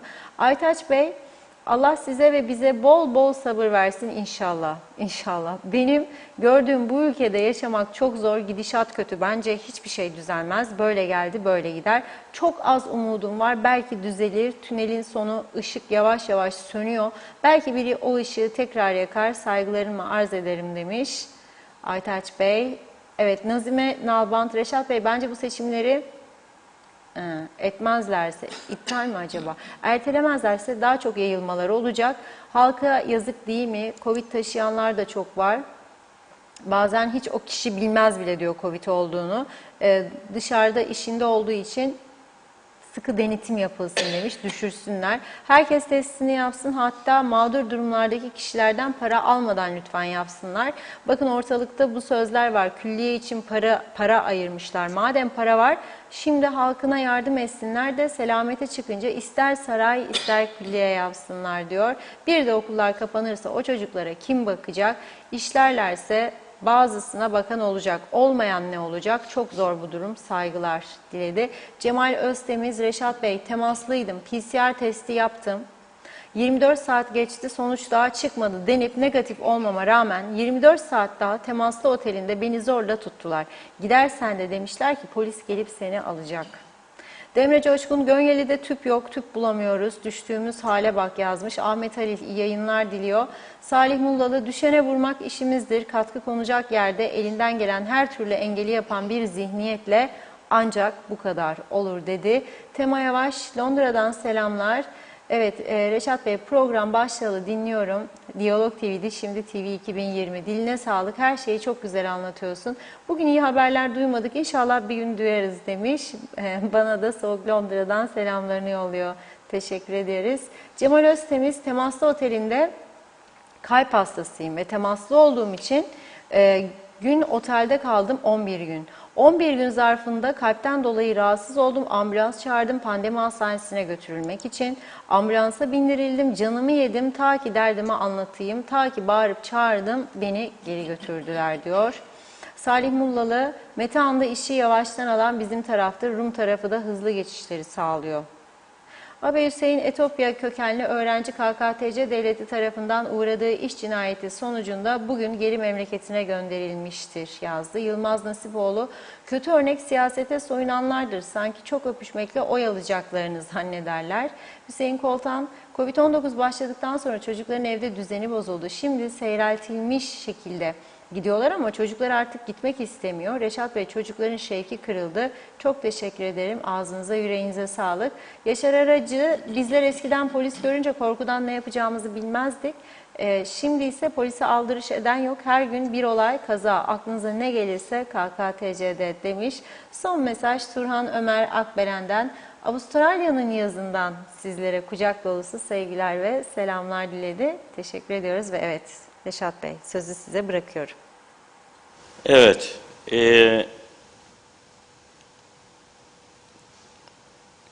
Tıp işten Mustafa Taşçıoğlu Bey bağlanmak istiyormuş. Arkadaşlarımız bağlayabilir.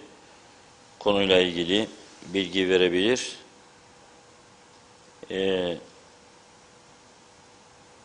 Onu dinlemeye hazırız. Mustafa Taşçıoğlu Bey'i. Bu arada bir açıklama geldi. Hani PCR ücretleri bakan 100 lira dedi. Niye 150 alınıyor? Uzun bir açıklama var. Tamamını okumam mümkün değil size yayında. Şimdi bu özel hastane ve laboratuvarlar PCR testi yapanlar diyor ki bu 100 lira meselesi diyor 1 Eylül 2021 kararı referans gösterilmiştir diyor. 1 Eylül 2021'de Euro kuru 9.83 iken şimdi 15.50. Kısacası maliyetler 1,5 katından fazla arttı diyor. Ve ama diyor bizimle diyor temas etmeden bakanlık bu kararı aldı diyor. Dolayısıyla yaşanan sıkıntı bundan kaynaklanır diyor. Elit Hastanesi, Erdoğan Laboratuvarları, Mausa Tıp Hastanesi ve Miracle Hastanesi'nin ortak açıklaması. Cuma günü yapılacak olan toplantıya kadar diyor, yani bugün çarşamba, biz diyor zarar etmeyi göze alarak diyor 100 liradan yapmaya devam edeceğiz PCR testlerini. Ama Cuma günü diyor kararımızı gözden geçireceğiz, çekilebiliriz de diyorlar. Bu çekilme olursa tabii iyi bir şey olmaz çünkü vatandaş şu anda ancak gidip testlerini yapabiliyor. İyi bir şey olmaz. Çekilme olursa nereye gidip yapacaklar? Devlet hastaneleri zaten çalışmıyor, grev var. Oldukça sıkıntılı bir durum söz konusu olacak diye düşünüyorum. Eğer uzlaşı sağlanmazsa. Sayın Sağlık Bakanı'nın da bu yaşananları dikkate alarak bir an önce ne yapması lazım? Bir an önce uzlaşı sağlayıp bütün bu yaşananları ortadan kaldırması lazım. Yani hem hastanedeki grevler, hem PCR sorunu, hem bu takip sistemi, bunda yaşanan, bu hatlar yetersizse başka hatlar, ama başından beri bunu çekiyoruz. Yani bir önceki bakan döneminde de özür dilerim yaşadık. Ondan önce gene Ali Bey'in döneminde yaşadık. Bir numaralar veriliyor. O numaralardan sonuç alamıyorsunuz, cevap vermiyor veya sistem çöktü deniliyor. Bu olacak bir şey değil tabii ki. Seçimlerle ilgili vatandaşlarımıza sorduk. Tabii bugün de Gezici'nin yeni anket sonuçları açıklandı. Bu anket sonuçlarından memnun olanlar var, olmayanlar var. Özellikle barajın az üstü çıkan veya altında çıkanlar doğal olarak Gezici'ye tepkili. Ulusal Birlik Partisi birinci parti çıkıyor. ÇTP'nin oylarında artış var diyor, ikinci parti çıkıyor. Demokrat Parti üçüncü parti gösteriliyor. TDP dördüncü parti gösteriliyor. YDP beşinci parti gösteriliyor. Gezici şirketinin sahibi Murat Gezici oldukça iddialı sonuçlar konusunda, ama rakamları düşük çıkan partilerde başarı konusunda iddialı. Yani Yeniden Doğuş Partisi 3. sırada seçimi tamamlamayı hedefliyor ve bu konuda yapılan anketler başka anketler olduğunu söylüyor. Bakalım ne olacak. Fakat önemli olan 405 tane aday var. Ve bu seçim sistemini değiştirmedik. Karma sistemde ısrar ettik. Acaba vatandaşlarımız 405 tane adaydan kaç tanesini tanıyor? 1, 2, sandığa gitmeyi düşünüyor mu? Bu konuyla ilgili kısa bir söyleşiler hazırladı arkadaşlarımız. Onları izleyelim. Toplam 405 milletvekili adayımız var. Adayların çoğunu tanıyor musunuz? Hepsini hemen hemen tanırım. Evet. Çok az da tanımadığınız var ama, değil mi? Var mutlaka. Evet. Peki sandığa gidip oy kullanacak mısınız? Kullanacağım çünkü Sucuoğlu adamımdır yani. Köylümüzdür da. İyi bir insandır da, severim kendisini. Kullanacağım. Vallahi pahalılık babam, bak her şey pahalı. Her şey pahalı. Yani ne yapalım, onu da mı hükümete atalım pahalıdır diye. Onu marketler kendileri pahalı yapar. Hükümet mi yapar? Hepsini de hükümete atamayız. Değil mi? Gitmemeyi düşünüyorum ama gidersem karama yapacağım. Karma oy yapacaksınız. Gidersem. Gitmeme sebebiniz ne olur? Küsüm hükümete.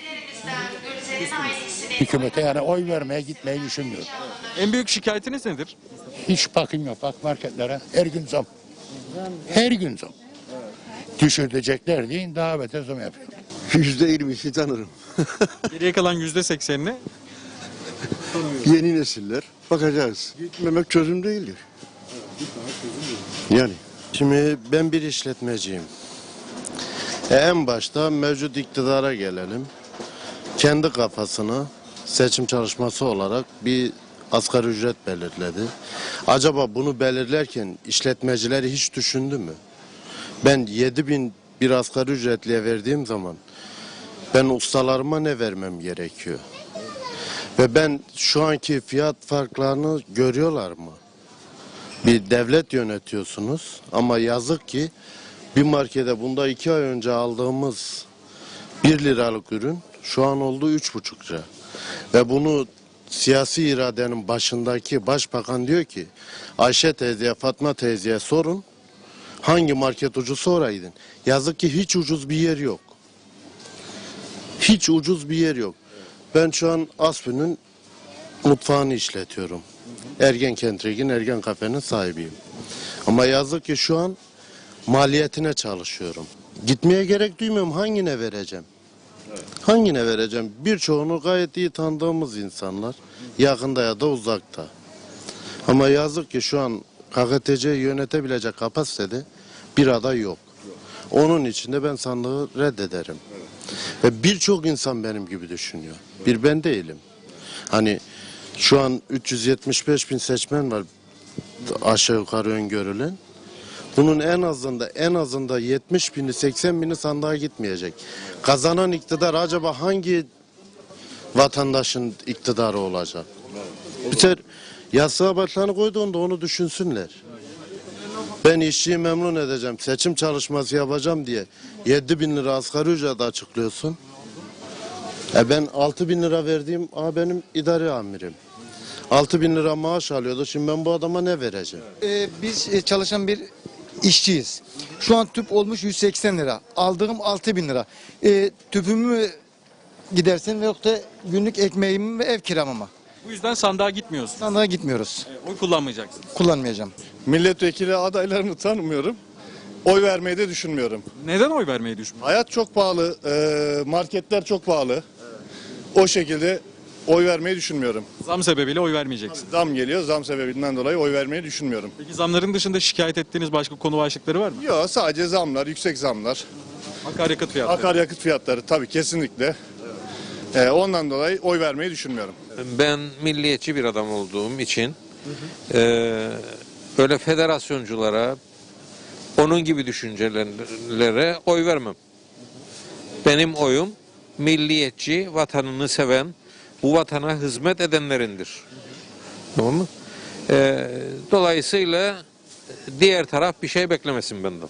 Oy kullanacağım yalnız şöyle, ben yarın Mersin Tıp Fakültesi'nde tedaviye gidiyorum. 23'ten önce tedavim biterse muhakkak gelip oy kullanacağım. Tekrar edeyim ben. Biz milliyetçi adamlarız. Ana vatanla beraberiz. Ayrıca bu ülkede bu vatanı seven, milliyetçi olduğunu söyleyen adamlara oy veririz. Hiçbirini tanımıyorum neredeyse. Peki 23 Ocak'ta sandığa gidip oy kullanacak mısınız? Vermeyi düşünmüyorum. Neden? Hayat çok pahalı. Benzin, akaryakıt al bak şu alışverişime bak. Yani dolduramıyoruz artık. Çok pahalı hayat. Yaşayamıyoruz. Ondan dolayı da ne sandığa gideceğim ne de seçime katılacağım. Yani siyasete küstünüz. Aynen öyle. Yöneticilere ve ülkeyi yönetenlere küstünüz ve tepki olarak kullanmayacaksınız. Kullanmayacağız. Aynen kullan. Teşekkür ederim. Teşekkür ettik. Sağ olun.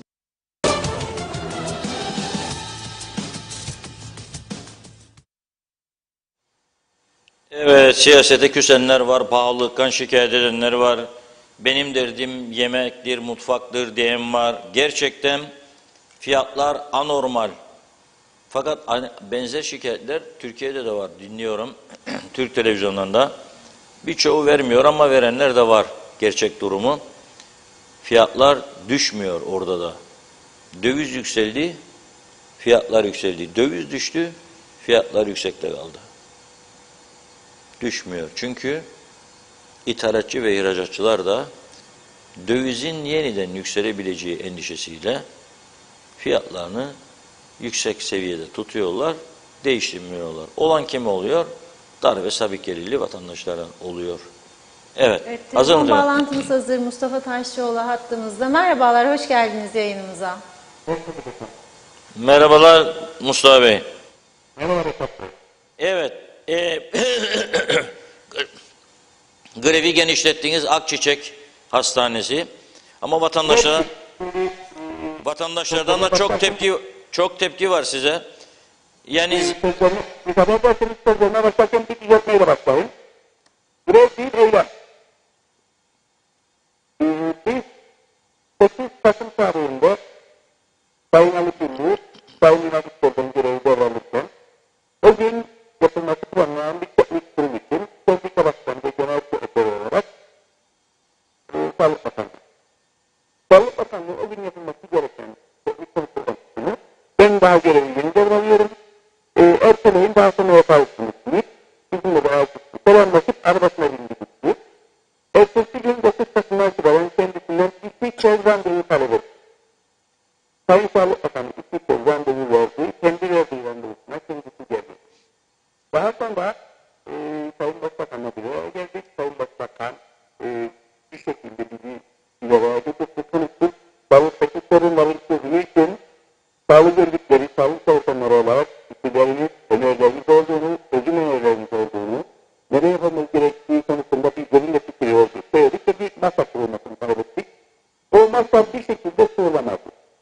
Fakat Sayın Sağlık Bakanı bir şekilde bizimle iletişim kurmaktan, sağlık çalışanlarıyla iletişim kurup diyalog içerisine girmekten kaçındı ve bu eylemlerin başlaması bir şekilde Sağlık Bakanı Ali Bilgin'in duyarsız, samimiyetsiz ve kaçıngan tavırları sonucunda ortaya çıktı.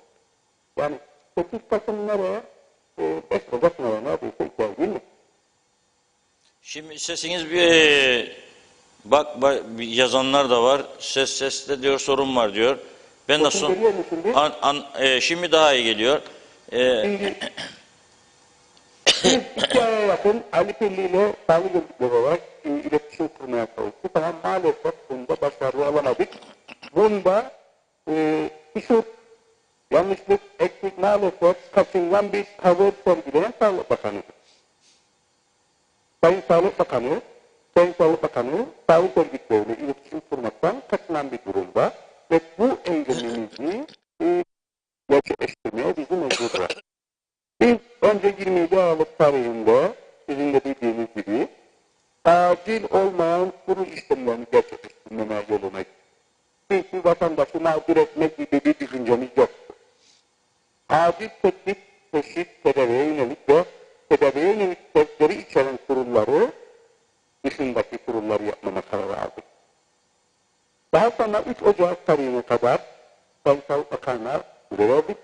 3 Ocak'a kadar yine Sağlık Bakanı bize cevap vermeyince bu defa hematoloji, hemodiyaliz, onkoloji, kemoterapi gibi hayati önem taşıyan poliklinikleri dışarıda bırakarak normal rutin poliklinik işlemlerini yapmama eylemine başladık.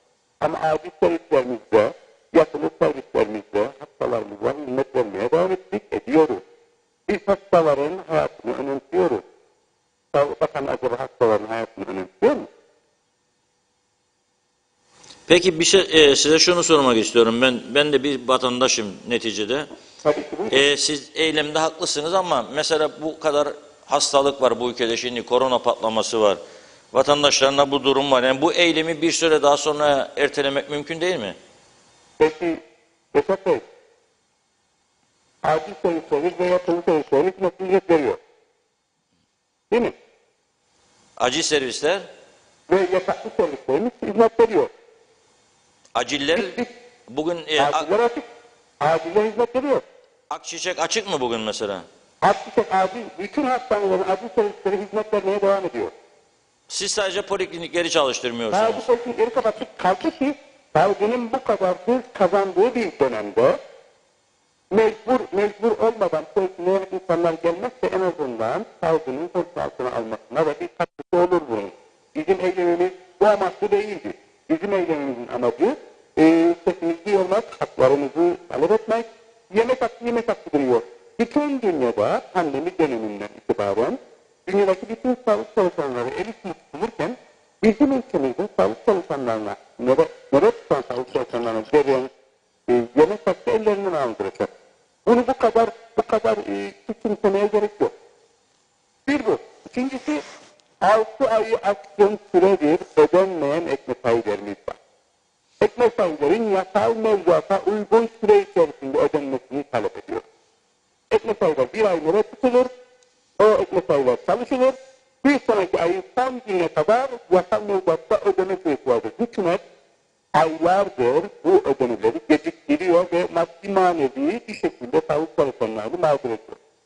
Üçüncü bir sorun, acil servisler hani hastanelerin, sağlık sisteminin penceresidir, vizyonudur, bitlidir diyoruz ya. O acil servisleri çalışan personellerin, özel doktorların hiçbirinin düzensiz çalışma ödeneği yıllardır ödenmiyor Reşat Bey. Yıllardır, aylarını demiyoruz, yıllardan beri ödenmiyor. Peki şimdi bu seçimlerde varken yani bu siyasi partilerle artık bu sağlık sistemini bir düzene koymak, yani ikide bir de sizi de eyleme gitmek yerine bakanlıkla tartışmalar, bundan da vatandaşların mağdur olması yerine bu sağlıkta tam güne geçilmesi, tam güne geçilmesi gibi bir düşünceye destek veriyor musunuz? Tam güne eğer gerekli şartlar oluşursa neden desteklemiyorum? Sendikamız yıllardan beri gerekli şartlar oluşturulursa tam gün çalışma taraftarıdır. Fakat yere işaretler oluşturulursa. Ben çocuk hekimiyim. Yataklı televizyon dairesi yasasında kaç tane çocuk sokaklısı var biliyor musunuz yasakta? Söyleyeyim size 12 tane. Evet. 12 tane nüfusu 400 bini geçmiş Kuzey Kıbrıs Türk Cumhuriyeti'nde Lefkoşa'ya yetmez. Bütün ülkeye nasıl yapacak? Genel sağlık hizmetleri güçlendiğini için diyoruz. Koruyucu tıp hizmetleri güçlendiğini için diyoruz. Koruyucu tıp hizmetleri konusunda genel sağlık hizmetleri idaresinde kaç tane doktor var? Kaç tane uzman doktor var? Sizin Koruyucu sağlık hizmetleri. Pandemi dönemini yaşıyoruz. Aşı karşıtlığına yönelik bakanlığın bir politikası var mı sizce? şunu Salgının hız kazandığı bir dönemde yaşıyoruz. Ve hükümetin ve Sağlık Bakanlığı'nın çıkıp başını demesi gerekiyor. Siz aşı yapmadınız, salgın çok hız kazandı, günde 500-700 bin vaka görünüyor, son 4 günde resmi rakamlara göre 3.000 tane pozitif vaka var. Benim aşı yapmak zorunda değil. Kimseye zorla aşı yapamaz bana. Siz aşı yaptırmıyorsanız ben devlet erkeği olarak sizi korumak zorundayım, sizi izolasyona alacağım. Bunu bile beceremiyorum. Evet. Ben şeyi merak ediyorum. Tüm doktorlar aşılı mı, hemşireler? Bilginiz var mı bu konuda?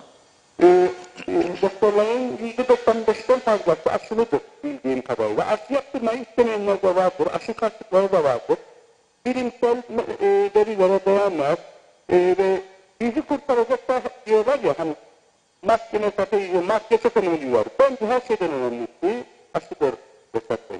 Bir hekimin bir insanın hayatına yapılacağı en büyük katkı o insanı aşılamaktır. Çünkü ben çocuk doktoruyum ve ben daha çocuklar doğmadan korumaya başlıyorum onları. Hamile kadınlara daha doğumdan önce bazı vitaminler veriyoruz ki çocukları belli anomalilerle doğmasın. Doğa doğma çocuklara kan vitaminini yapıyoruz, hepatit bağışları yapıyoruz, yeni doğan sarılarını yapıyoruz, göz bandlarını yapıyoruz. Korumak, terör etmekten her zaman daha önemlidir. Reşat Bey. Bir uzlaşı çağrısı yapsam ben size buradan Sayın Sağlık Bakanı'na da bir an önce masaya oturulup bir çözüm yolu. Bunu söyleyeyim. Sayın Sağlık Bakanı'yla dün telefonla görüştük. Kendisi telefon görüşmesi sırasında sözlü olarak eylemi kaldırmamızı talep etti. Biz de dedik ki bir araya gelelim, oturalım, basın karşısında deklare edelim bu dediklerimizi, yapacağım dediklerimizi deklare edin. Ne dedi biliyor musunuz? Ne dedi? Rahmetlik anneme küs ederek telefonu yüzüne kapat. Çok kötü bu. Bu ayrı bir dava konusu olacak, o ayrı mesele. Bugün sabah katıldığı bir televizyon programında var, yine aynı Sağlık Bakanı. Benden işte komutanlarına dikkat etmiyordular. Veya bir çürük elma var. Yani bu istiklal bir araya gelecek. Biz bu istiklal Sayın Sağlık Bakanı'yla konuşacağız sağlık sorunlarını. Doktorların sağlıktaki sorunlarını ve sağlık sistemindeki problemleri, kurulması planlanan ve arzulanan sağlık sistemini bu zihniyetle mi soracağız Reşat Bey? Nasıl yapacağız biz bu işi? Doktorlara çıkmayan doktorların sorunlarını görmezden gelen, duymazdan gelen, sahiplenmeyen, kendi siyasal ikbalinden başka bir şey düşünmeyen bu hidayetsiz insanlarla mı biz bu sorunları görüyoruz? Peki şunu sorayım. Bu eyleminize sizin kaç doktor katılıyor? Sendikamıza üyene kadar doktor var, sonra eylem yaptığımız yerlerde bütün doktorlarımız katılıyor. Yani kaç kişiye yaklaşık? Kaç kişi? 300 emeklilerle birlikte 350 tane üyemiz var. Eylem yaptığımız yerlerde eylemi kuran 1 veya 2 kişi var. Çok fazla değil. Çok fazla değil. Anladım. Peki kolaylıklar diliyoruz. Sayın Sağlık Bakanı da dinliyordur biliyorum bu programı çok. Eğer sormasınız bugün saat küçük bir yere konuk olmak isterim Reşat Bey. Yani bir uzlaşı bulmak lazım. Sizin fazlaysa talepleriniz, o taleplerden siz geri adım atarsınız. O uygun olanları karşılayacağını söyler. Fazla olan bir talebimiz yok. Fazla olan bir talebimiz yok Reşat Bey. Evet. Talepleriniz sizin elinizde zaten. Siz de okudunuz. Okudum da bu yemek ücreti şeyden önce var mıydı? Yemek biz pandemi başlamadan önce de vardı. Yani pandemiden önce var mıydı? Sadece Maliye Bakanlığı'nın 2021 Mali yılına ait düzenlediği bir genelge var. Sadece o genelgeyle 2021 yılında nöbet tutanında ek mesai alan kişilere yemek verilmek gibi bir tasarruf tedbiri almışlar. 2021 Mali yılı sona erdi. Recep Bey. Kaldı ki acil durum hastanesinde nöbet tutan kişilere yemek veriliyor. Düzen kâmına servisinin nöbet tutan kişilere veriliyor. Nalban sonunda acil serviste, yatılı servislerde nöbet tutan hekimlere yemek verilmiyor. Bir ikili bir tutum var ve Sayın Bakan biraz da böyle kendi isteğine göre bu işleri düzenliyor. Şimdi işi kişilik savaşına çevirmenin lüzumu yok. Bu son söylediğinizi tam anlamadım. 2 kişilik Sayın Bakan kendi kafasına göre istediği gibi inatlaşarak davranıyor. Kişilik savaşına çeviriyor. Sağlık sistemine yönelik veya Sağlık Bakanlığı'na yönelik getirdiğimiz eleştirileri de fazlaca kişiselleştiriyor. Biz Sağlık Bakanı'nın kişiliğini veya kişisel olarak eleştiri yapmıyoruz. Sağlık Bakanı'nın makamına veya Sağlık Bakanlığı'na yapıyoruz eleştirileri. Çünkü Sağlık Bakanlığı makamında oturuyorsa o kişi, o makamın gereğini yerine getirmeye durumunda. Sağlıkçıların uyarılarını da dikkate almak durumunda. Ama kendi telefon ediyor, telefonda da dönüp ölmüş anamıza küfrediyor. anladım. Peki Mustafa Bey teşekkür ediyoruz bağlandığınız. Siz de görüşlerinizi açıkladınız. İnşallah Sağlık Bakanı'yla bir an önce bir araya gelirsiniz ve bu sorun çözülür. Umarım medeni bir şekilde olur dediğimiz. Vatandaş da mağdur olmaktan kurtulur. Çünkü benim derdim vatandaşların sağlık hizmetlerinden yararlanması. Yani şunu da söylemek isterim. Siz sözlerinizde dediniz yani acil servislerde oluyor. Hastalara bakılmıyor, kalçası kırık olanlara bakılmıyor, kesiklere bakılmıyor. Bütün hastalara hepsine bakılıyor. Acil olan bütün hastalar hiçbiri çevrilmiyor Reşat Bey. Yazı yazan vatandaşlar var. Şimdi yorum yapanlar var. Ayağı kırıldı. Şimdi polikliniğe gelip ayağıyla bütün vakalara bakılıyor Reşat Bey. Tamam o zaman şikayetler gelirse size aktarmaya devam edeceğiz biz de. Tabii ki. Tamam. Teşekkür ediyoruz bağlandığınız için. Teşekkür ederiz. İyi günler sağ olun. Evet bir şarkı vardı ya. Bilmiyorum diyor seninle halimiz ne olacak. Yani ben sizinle ben ne edemiyorum. Şarkıyı şey için söylüyorum. Bu ülkede halimiz ne olacak? O amaçla söylüyorum. Dün bazı dostlar yazı gönderdiler. Hani dediler sen arabesk sevmezsin ya şunu bunu ya bilmem işte de tavukları pişirmişim. Ya dedim tavuk çok önemli bir şey. Şimdi yeni bir bestesi bunun Kıbrıs'tan birinin yapması lazım. Bullileri pişirmişim. Ona gelecek sıra dedim. Durum böyle. Altan Karakuş özelden yazıyor bana. Diyor ki götürdük 2 çocuğu birinin adı Laden birinin adı Lavin. Yaptılar diyor testlerini. Sonuç diyor Laden'in adına geldi sadece diyor. O nasıl olacak bu iş diyor. Birinin 2 isim var. Bir aradık diyor dedi ki arkadaşlar böyle böyle onu biz bilmeyik demiştir. Sağlık Bakanlığı bilir. Sağlık Bakanı'na herkes bu konularda arıyorsa Ali Bey'in işi zor.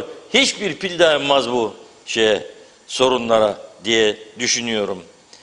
Ve o şarkıyı hadi bir dinleyelim. Kısaca bir dinleyelim. Ondan sonra mesajlarla bitirelim.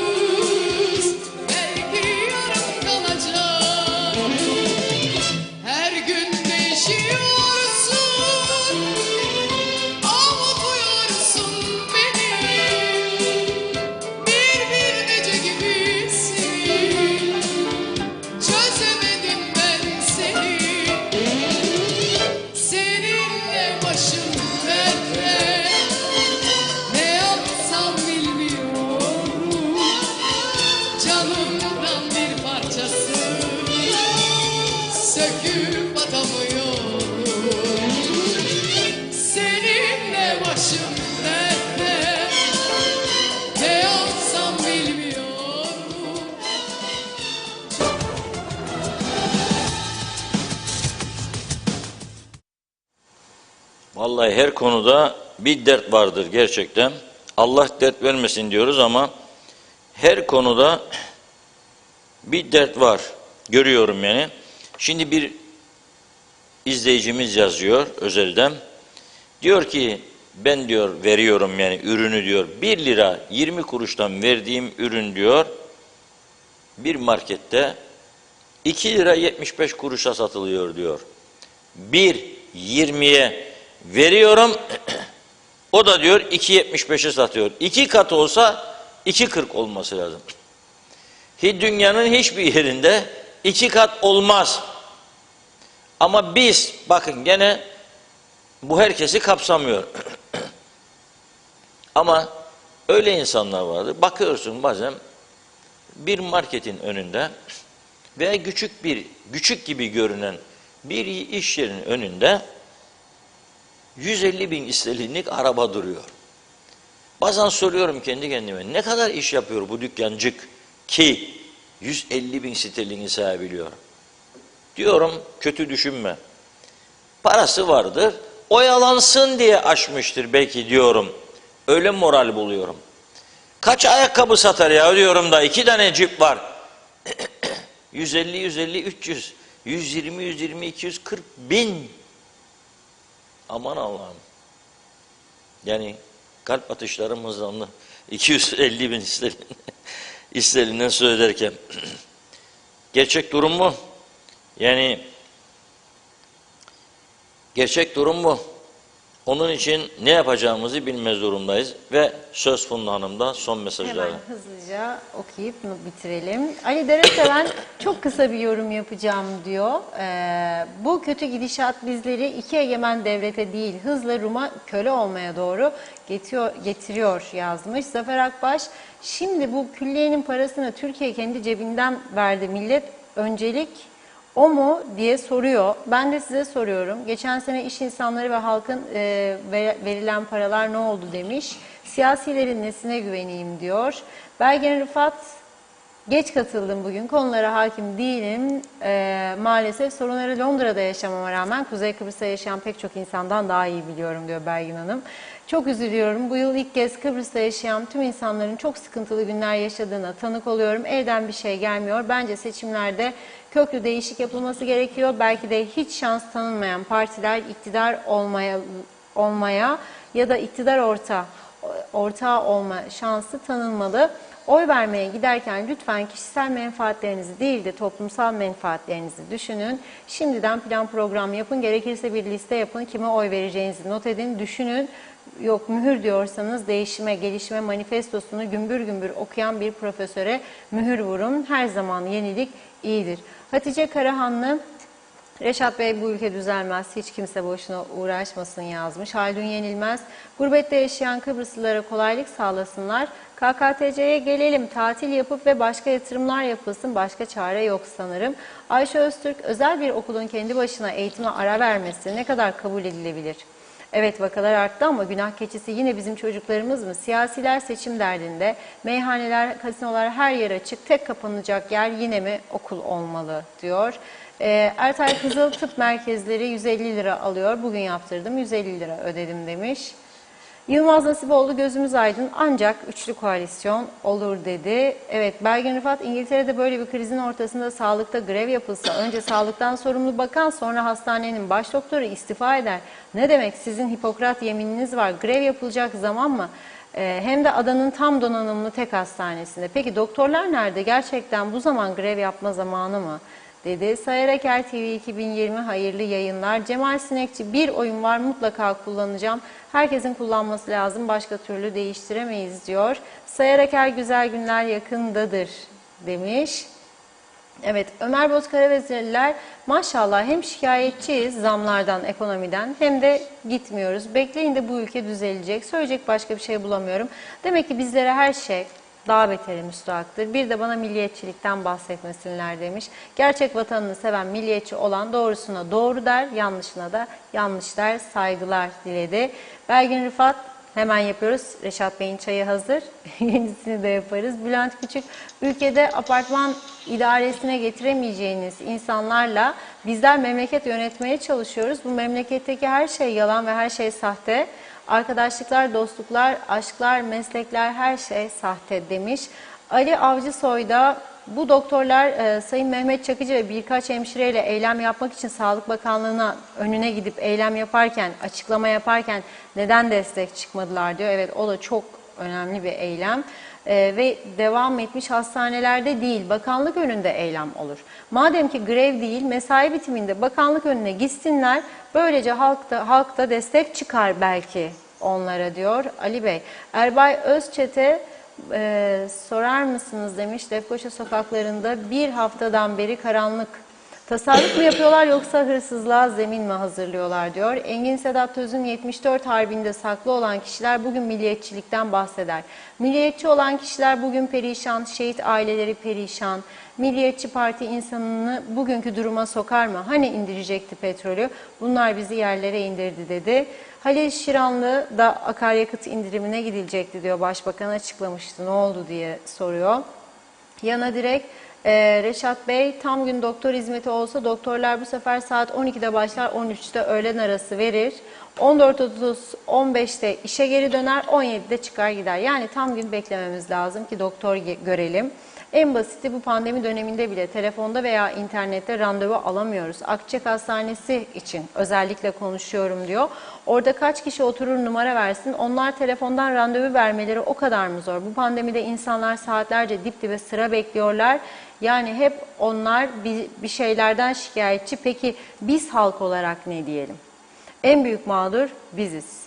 Belgin Rıfat, bu kadar personel dışarıdaysa hastalarla kim ilgileniyor demiş o da. Acaba hastalara birbirlerini mi emanet ediyorlar yoksa ilkokul mezunu yabancı bakıcılar mı? Tam pardonluk bir sahne dedi. İbrahim Cemiloğlu da adamlar yarım gün zorla çalışıyorlar. Değil tam gün çalışsınlar, yazıklar olsun demiş bu dönemde grev yapanlara. Evet, Zafer Akbaş Ali Pilli'yi eleştiriyor diyeyim. Belgin Rıfat, bu çok doğru bir tespit. Makamlarda oturanlar kendi kişiliklerini bir kenara atıp toplumun menfaatlerini düşünmek zorundadırlar dedi. Hasan Hacı Haliloğlu da saat 11'den sonra hastanelerde, poliklinikte doktor yok. Gariban insanlar mağdur perişan. Neyin diyor kafasını yaşarsınız. Bütün kamu kuruluşları tam güne geçirirseniz devletin verimliliği artar. İnsanların devlete başlılığı ve saygısı da artar demiş. Evet, Oktay Değirmencioğlu da sizce diyor bir doktorun nöbetçi olduğunda yemek parası almaya ihtiyacı var mı demiş, eleştirmiş. Evet, Mehmet Uluçaylı, bakan açıkladı 10 güne kadar ilaçlar gelecek dedi. 10 gün dolmadı mı diyor. Evet, Pertev Kalkaner'de kazık çok kazık demiş. Fevzi Mehmetçioğlu, iyi akşamlar. Nazime Nalbant'ta. Evet. İlgün Varol Kasap, Çatoz'dan sevgiler, selamlar. PCR 100 lira dendi, 100 lira alıyorlar. Hani denetim demiş. Muhittin Yangın da iyi yayınlar diliyor. Nikos Bülent Antonio da iyi yayınlar diledi. Cengiz Han Refikoğulları da bizimle.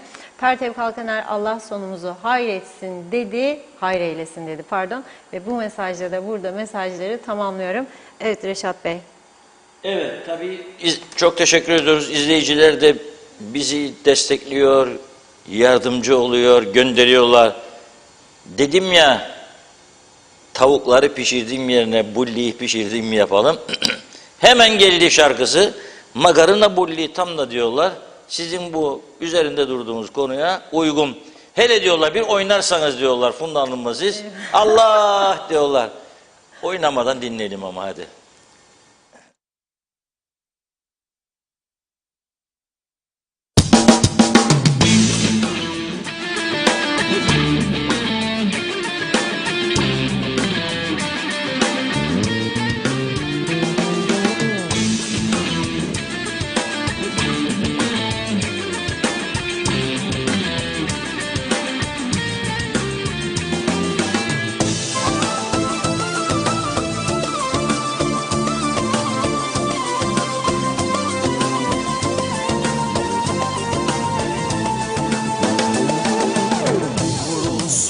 Masalar, vur patlasın davullar, düğün dernek başlasın, ne güzel olur. olsun masalar, vur patlasın davullar, düğün dernek başlasın, ne güzel olur. Makarna bulli, hellimli naneli, molehiya etli, ne güzel olur. Makarna bulli, hellimli naneli, molehiya etli, ne güzel olur.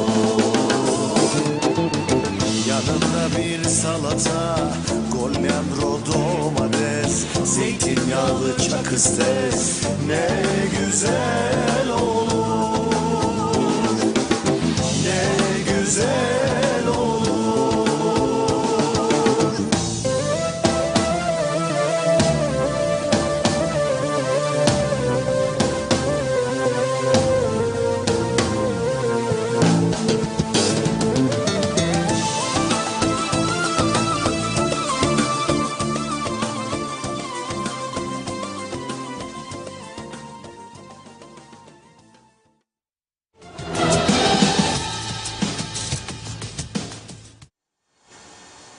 Evet, dinledik hep birlikte makarna bulli. Şimdi canı çekenler hemen ne yaptı biliyorum ben. Buzlukta varsa koydu tencereye, bulliyi kaynatmaya başladı. Yoksa markete koşup getir oradan bir bulli, koy kaynasın, suyuna da makarna, hellimi de rendele üstüne, naneli hellim. Çok güzel olur gerçekten. Özledim ben de. Afiyet olsun kimler yiyorsa bu gece.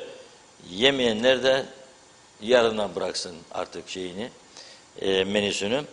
Herkese çok teşekkür ediyoruz. Bugün programımızı burada noktalıyoruz. Yarın inşallah daha güzel haberlerle burada oluruz. Anketler, bazı arkadaşlar gerçekten şey yapıyor. Yani bizde böyle bir anket, orada böyle bir anket. Herkes farklı farklı düşünüyor. Bence en güzel anket zaten sandıktır, sandık. Sandıktan çıkacak sonucu bekleyelim. Ha, algı operasyonu yapılıyor diyenler var. Bilemeyeceğim ama yani görmek lazım halkın kararını ve bence son bir hafta bile kararsız oylar açısından son derece önemlidir. Çok değişebilir. Onun için partileri başından beri liderlere özellikle özür dilerim, ben şunu tavsiye ediyorum. Yahu diyorum, kendi kendinizi kandırıyorsunuz. Öyle konuşmalar yapıyorsunuz bazen. 6 kişi dinliyor sen diyorum. 6 kişi. Zaten sensin, orada sana soruyu sorandır falan filan. 1-1,5 saatini harcıyorsun. Ne amaçlıyor bundan 6 kişi seni dinleyenler? Kendi kendinize konuşuyorsun. Ama ne yapalım? Ne yapacaksan o zaman ülke yönetemezsin. Ne yapalım? Ona ne yapalım? Buna ne yapalım? No patapat, no takatak. Olmaz. Bir karar vereceksiniz. 2, adayları saldınız bayıra. Herkes bir televizyonda konuşuyor. Biraz önce örnek verdim. Ya partisi iktidarda, o diyor ki neden diyor ekonominin altında piyangolar. Anlaştığınız bölüşürken senin partinin de içinde da sen bana öyle diyorsun, ben böyle diyorum. Yani açıldı gözü vatandaşların ya. Yutmazlar bunları. Bir haliniz o ona destek veriyor, o ona bilmem ne yapacak, o onu geliştirecek, o onu kalkındıracak. Where is money? Money nerede? Para nerede? Ve parayı nasıl toplayacaksın? Parayı nasıl toplayacaksın? Bana onu söyle. Türkiye bize müdahale etmesin de sen nereden toplayacaksın parayı? Bana plan, proje sun. Nereden? Bazı sunanlar, hazırlayanlar varmış, görmedim. Görünce konuşurum. Ama yani dediğim gibi para gelmezse bu ülkede sen nasıl ayaklarının üzerinde tek başına duracaksın? Para getirici önlem alman lazım. Bunun da birkaç yolu var. Turizm canlı olacak. Daha çok turist getireceksin. Daha çok hareketlilik olacak. Üniversiteleri denetleyeceksin. Daha verimli hale getireceksin. Gelen çocukların yolunacak kaz gibi görülmesini durduracaksın, önleyeceksin. Yolunu, sokağını düzelteceksin ki geldiklerinde güzel bir ülke görsünler. Tekrar gelmek istesinler. Bunları yapacaksın. Adaletli vergi toplayacaksın. Yolda seyahat eden her 100 aracın 35-40 tanesi kayıtsızsa sen nasıl ayaklar üstünde duracaksın? Senin ayaklar zaten kopmuş vaziyette. Her 100 arabanın 40 tanesi kayıtsız, kaçak. Eskiden gümrüksüz araba koymazlardı. Şimdi bakıyorum yabancı plakalı araba kıyameti. Kiralık araba doldu memleket. Sonra bakıyorsun arabanın üstüne şirketinin reklamı yazıyor. Nasıl kiralık? Turizm için değildir. Şirketi için almış o izni senden yazıyor üstüne. Yani çekinmeyi de bıraktılar. Bunları düzeltecek misin? İnşallah maşallah yok. Elektrik ne olacak? Bak söylemedim, elektrik kurumu çağrı yaptı bugün. Yarın, yani hemen gün de vermedi ha. Bugün açıkladı yarın için. 469 liranın üzerinde ödenmemiş bakiyesi bulunan resmi kurum, kuruluş, özel ve tüzel tüm tüketicilerin elektriği yarın kesilecek diyor. Göreceğiz. Kesiyorsunuz, size bir telefon geliyor, bir yerden bağlıyorsunuz. Yapmayacaksınız bunu. 469 lira borcu olan adamın elektriğini kessen onu karanlıkta bırak bu kış kıyamet günü. Öte taraftan 10 milyon 15 milyon borç kesiyorsunuz, bir telefon gene bağlıyorsunuz. Yapmayın bunu. Ya hepsine ya hiçbirine. Zaten bu şekildeki yöntemle de gitmeyecek. Battı balık yan gider. Akaryakıt geldi mi onu da bilmiyorum. Benim de borcum 471 TL'ydi. 2 lira için kesiyorsunuz bana, yarın yazık. 471 lira borcum var.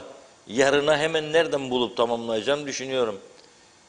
2-3 gün süre vereydiniz. Bari. Onun da şarkısı var. Evet Funda Hanım. Evet, çok teşekkür ediyoruz değerli yorumlarınız için. İzleyicilerimize de teşekkür ediyoruz ve bugünlük programımızı burada noktalıyoruz. Yeniden görüşünceye dek hoşça kalın.